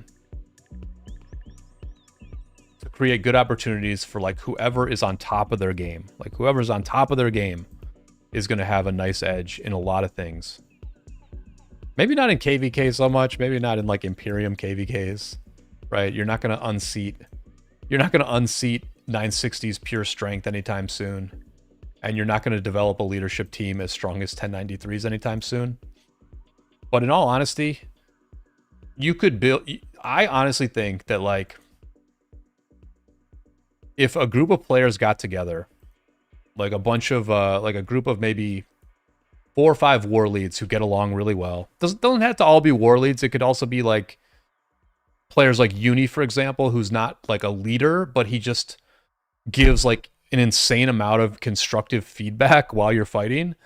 Like a group of, you know, maybe 3 or 4 war leads, and then like 4 or so just like super smart, constructive players who help you with like theory crafting, who help you with like preparing what marches people should build and stuff. I think a group of like 8 or so people could get together, and if they did a good job of recruiting, they could probably be a top 5 kingdom in this game in like 6 months.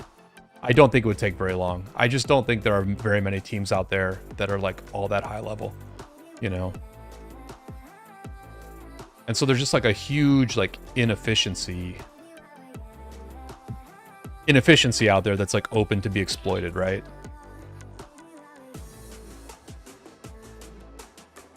I mean, like, I'll describe my situation, right? My situation is that I'm like a very experienced war lead. I don't necessarily have a ton of time, but I can certainly give like some really good like 8-hour shifts as a war lead throughout a war. But like you know, the kingdom that I'm in, we don't have a ton of whales. We've got like 4 whales, and we don't really have like there's not like a theory crafting team. Like, we really don't have anyone all that good at theory crafting, right?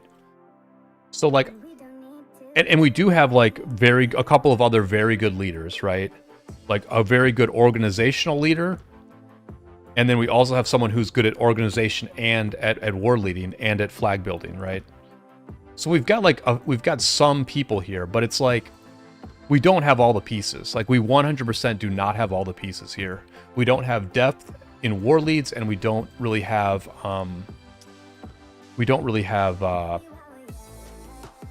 like a theory crafting team. We don't have a theory crafting team, you know. I'm kind of like doing it by the seat of my pants, and I'm not even that good at it, but at least I watch like a lot of other YouTubers and stay on top of stuff, right? And then there are other kingdoms that I know of who have like a group of like leaders who are like solid, but not like they're not like super sharp during war, but like they are good recruiters, or they're good just motivators. And so like they kind of need like somebody like me. They need like a really sharp war leader too, that's going to be like a kind of like a ball breaker during war to get them to just fight a little bit harder.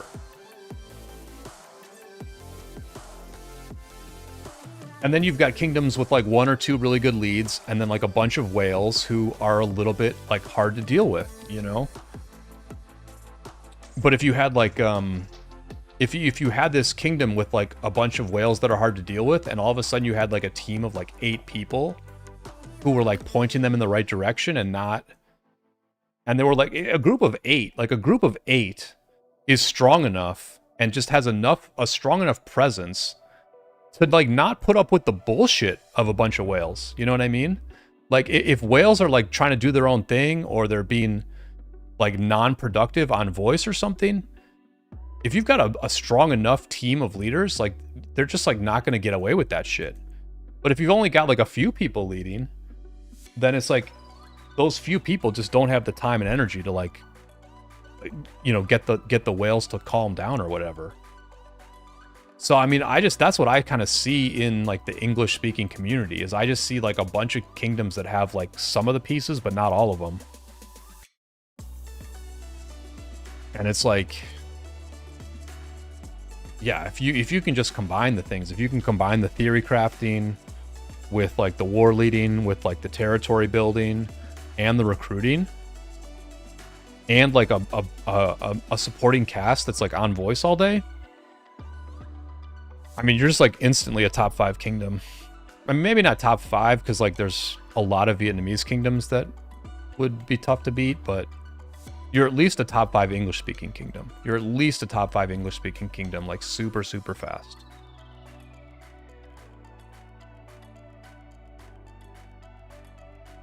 But, you know, everybody's got their own thing. Like, nobody wants to go to somebody else's kingdom, really. Especially these, like, bigger kingdoms now that have, like, 1 billion KP.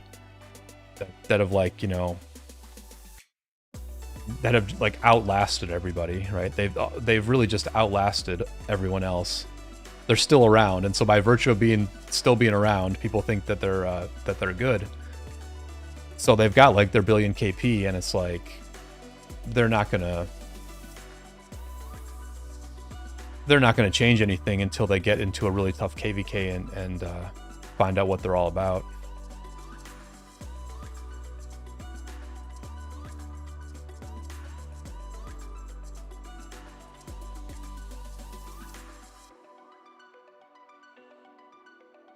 And then, you know, there's just lots of kingdoms like us, small little A kingdoms that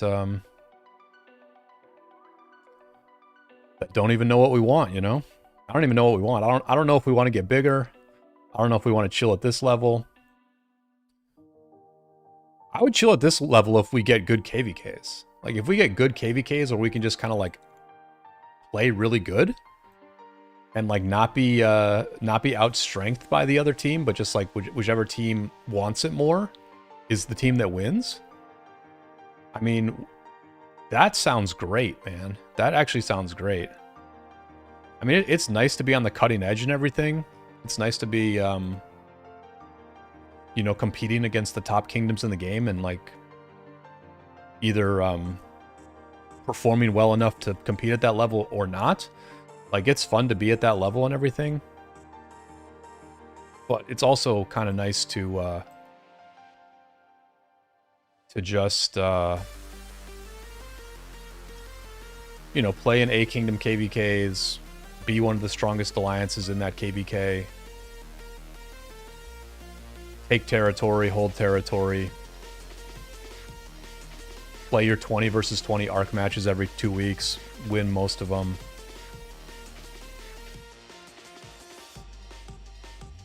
But the only issue is like getting good fights. That's the only issue.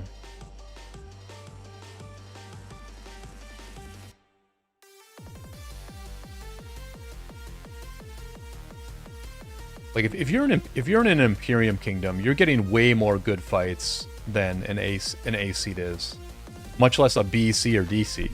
D seed. You're just inevitably getting like way more good fights.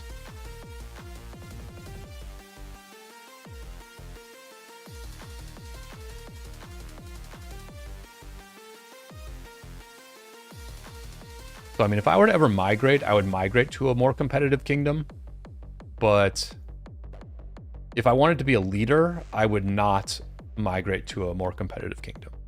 Like I as a leader, I like to be more like lower level, less stress, less time investment, less pressure. Because I'm like not that good. I'm honestly like I'm just like above average as a war lead. I'm not like a great one or anything. So like, yeah, I wouldn't want to. I wouldn't really want to play at a level where the players have me as their lead for a while, and they're like, man, this guy just like is not good enough for this.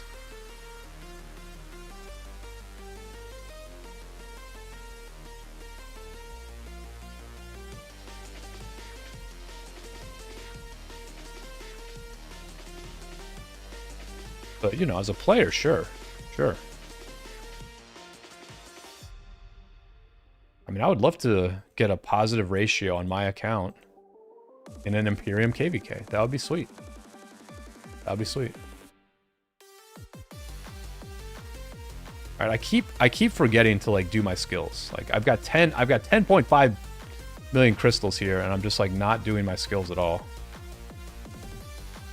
But whatever. Hopefully all of you watching who are just starting your Lost Kingdom, hopefully you all are at least, you know, getting all your crystals spent while I friggin' ramble here.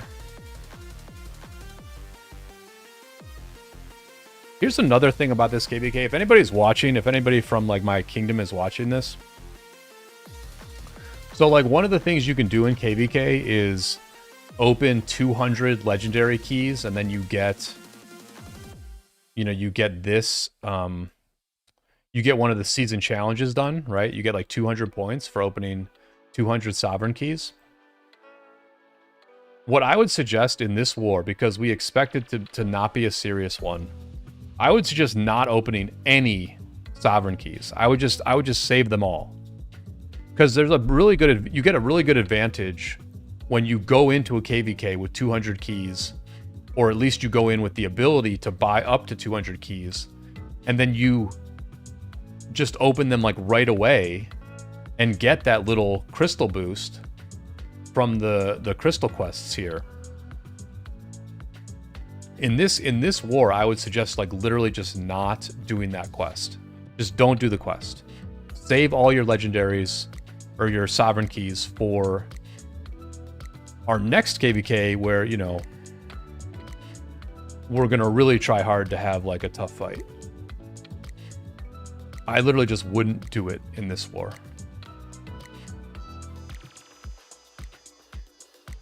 And that skill is probably almost done. Or at least my helps are done. All right.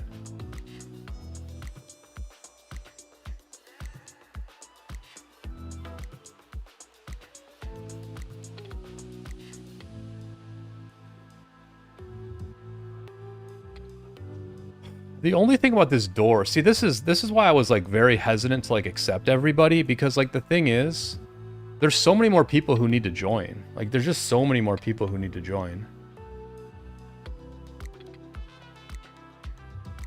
And like we're gonna have to figure out what farms get to stay in this alliance. So we've got 155 space. So I think we've got room for like 30 farms. And hopefully that's 15 and 15. Hopefully it's 15 farms from us and 15 farms from 1900. But it's going to get messy, man. It's going to get so messy because people are going to want to join on their farms to do like forts and stuff.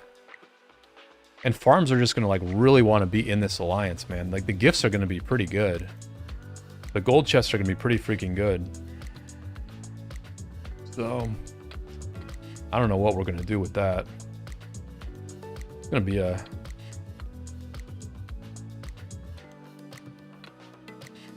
Actually, I think what we will need to do basically is, I think we'll just like kick any farm that's offline, right? Like there should at most times be like 10 to 15 farms that are online. So looks like there's some farms here at tier 2 also that we might have to get rid of. I mean, I'm not going to kick them yet, but that day's coming.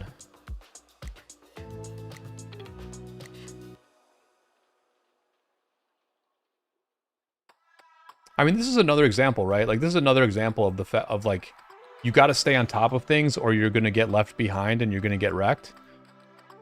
I saw that Evicted's Kingdom 2956 did this with 1188 in their current KVK.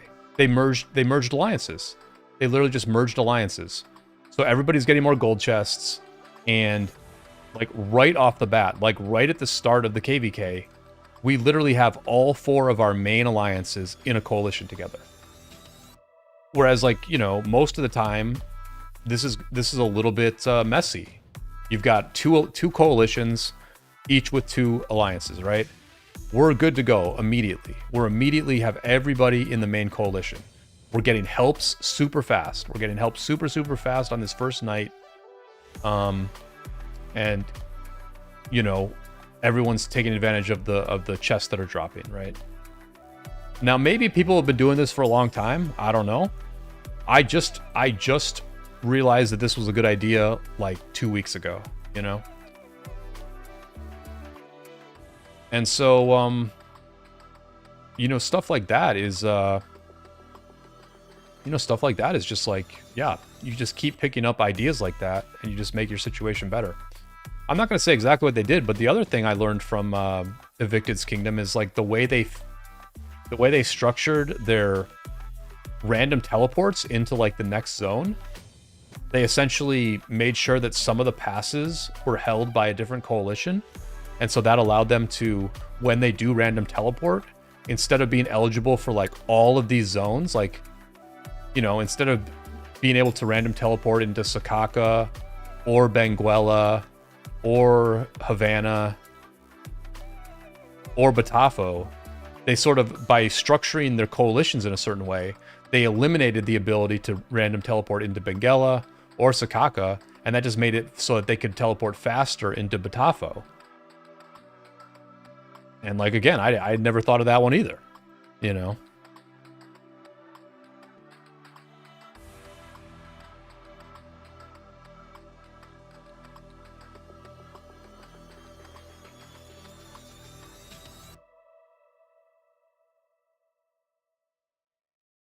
All right, skill for operations is done. I think we just need to unlock these quickly. We'll get to plunder. Let's look at this again. What'd they do? I mean, nothing too crazy here, but... They got to 7 on this one. Yeah, I don't... So, I guess, okay, we can see the order here. What did they do? They rushed to tier 2 Wartech. They rushed to tier 2 Wartech at 2 out of 10. Okay. And then they're coming back and doing treaties and cultural exchange. All right, all right.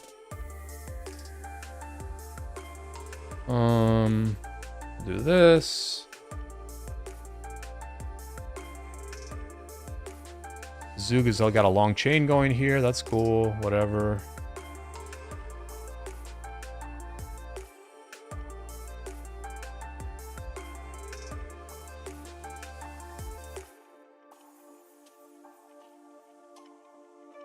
I've got plenty of AP, so I'm doing like some just 2 chains.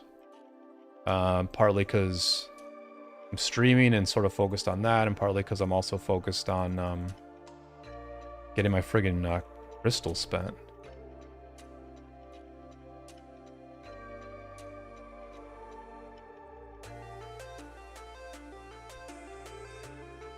I mean, let's look at like the honor points right now. Oh, we're not even in first. Interesting. I figured we would be in first. Maybe maybe Water's doing the same thing as us. Maybe Water's doing the same thing as us.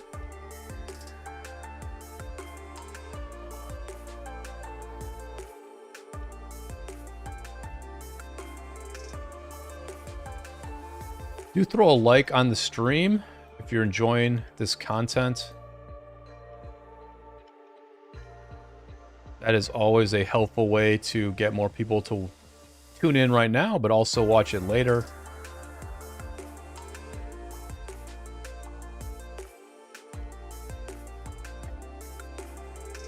This has been an enjoyable way for me to get this Lost Kingdom kicked off for sure.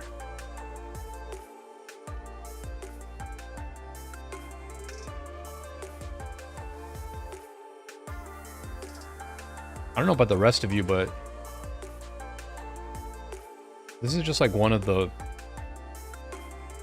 weird things that takes like 4 hours to do, you know? Like every time Lost Kingdom opens, I find myself like just sitting here for like 4 hours straight doing a bunch of stuff.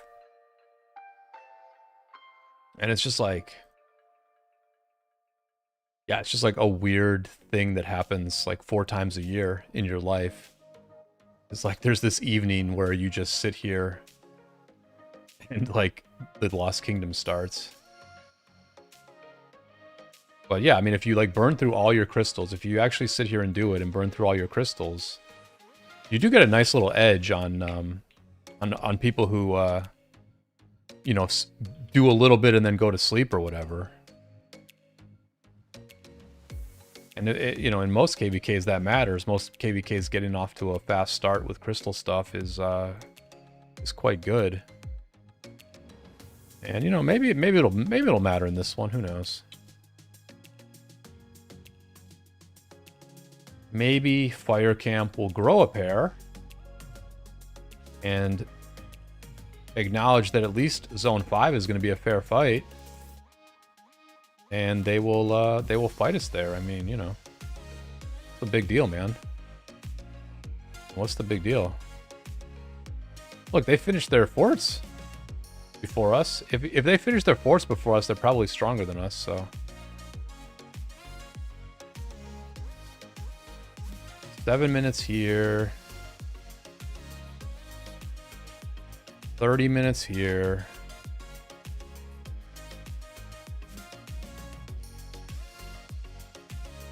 Damn, my Zoog has wandered quite a ways already.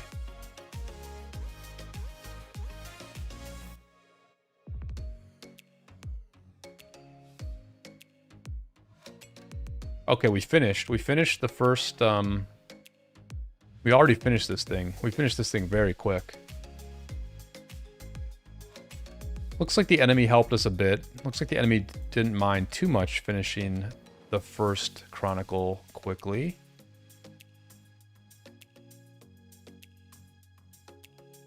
I guess I should send these guys home and do Karawak.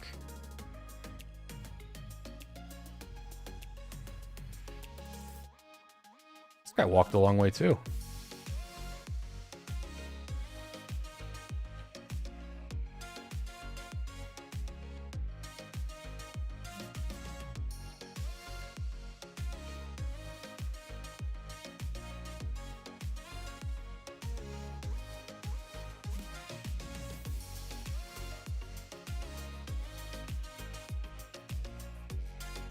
Man, Zoog Richard definitely takes their sweet time to kill barbs on the first day of Lost Kingdom. Come on, dudes. I know you both look very old, but I don't know, put a little effort into it.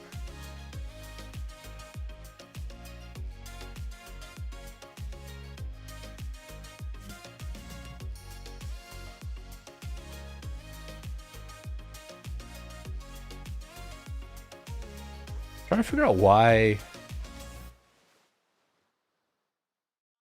Whatever. So we get this to 2, then we get swift marching to 5.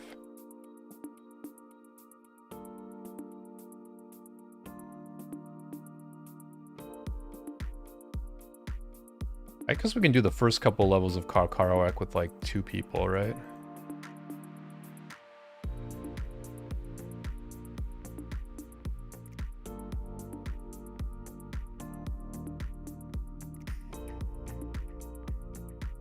We can do this with our 2 infantry marches. There we go. Chief Philip and good old Guan Scipio.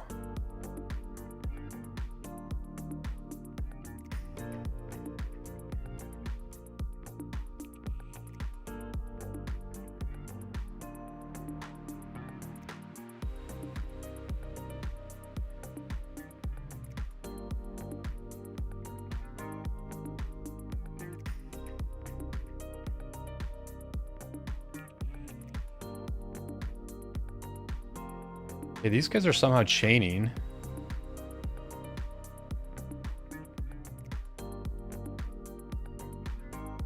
Did I? Wait a minute. Is Philip doing some... Does Philip do a circular AoE? Like, what is happening right now? How did we pull all these marches in? How did I just pull all these marches in?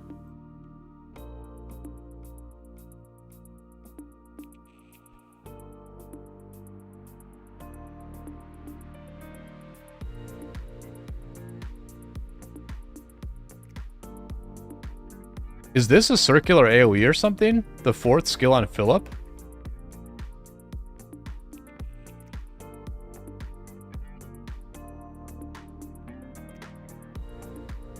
I guess it must be.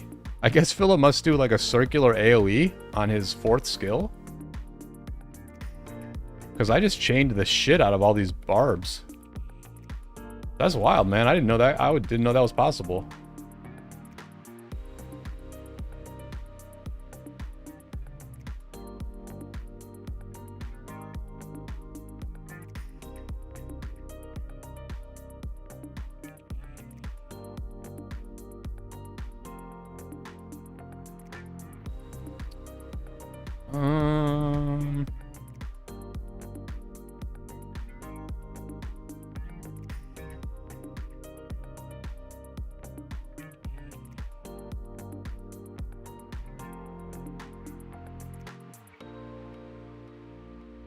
Level 2 done.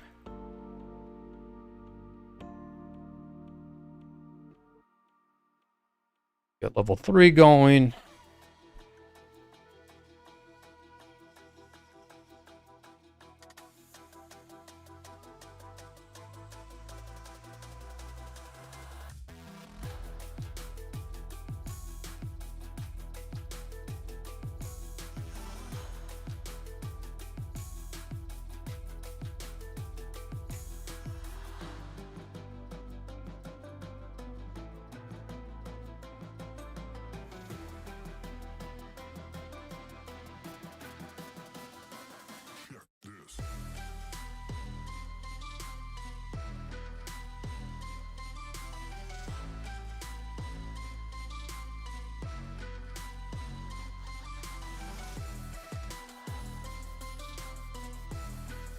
Nope, I keep forgetting to keep doing skills. Ayah.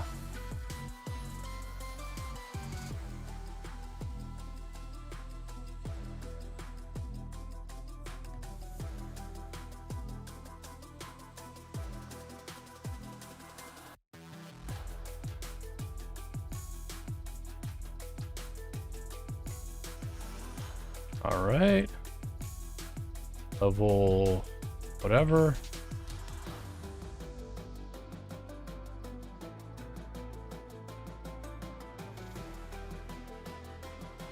Another skill. We'll just do like we'll do a skill in between each level of Karawak.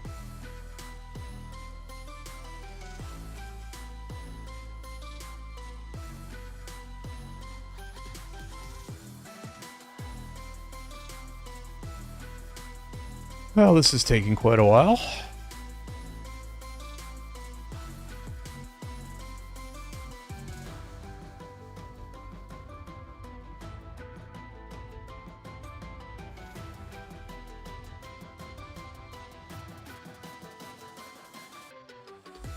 Alright, we'll refresh the Lu-Chi so it's a little bit faster. Hopefully the Huo gets back soon.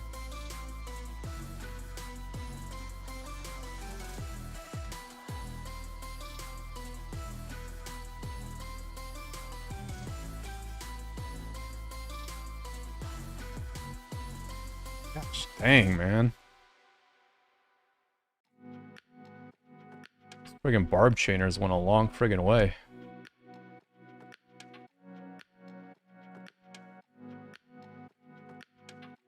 Accept a Jill. One of our many new recruits in 770. Shout out to a Jill.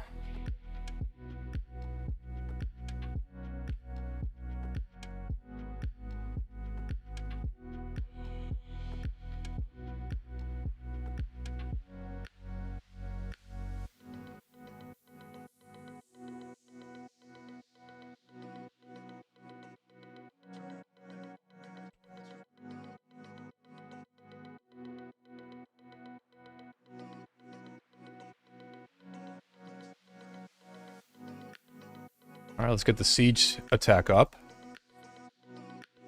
Because, you know, that's very important.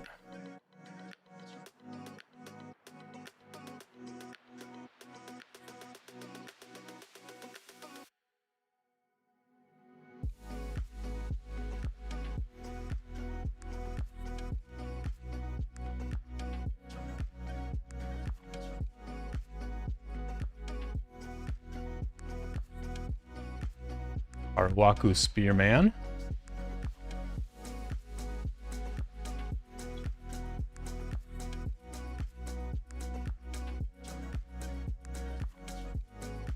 You know, there's a lot of Arabic being spoken in DVL right now. I kind of think that, like, the old DVL might have merged with the Korean 1900. Because a lot of them even have the name, like Devil, right? A bunch of them have the name Devil. And these are very, like, these are very, very non-Korean names. So I think what happened here, honestly, is that the old DVL merged with 1900. And they're now just like a combined force of like elite players, because they don't have a ton of mains. They really don't have a ton of mains in this kingdom at all. We've got more mains than they have. We've got about 20 more mains than they have. So I am guessing that what happened is that these two groups merged together. Like DVL went to this kingdom. And so they're probably like really, really strong, man. I would imagine they are like extremely freaking strong.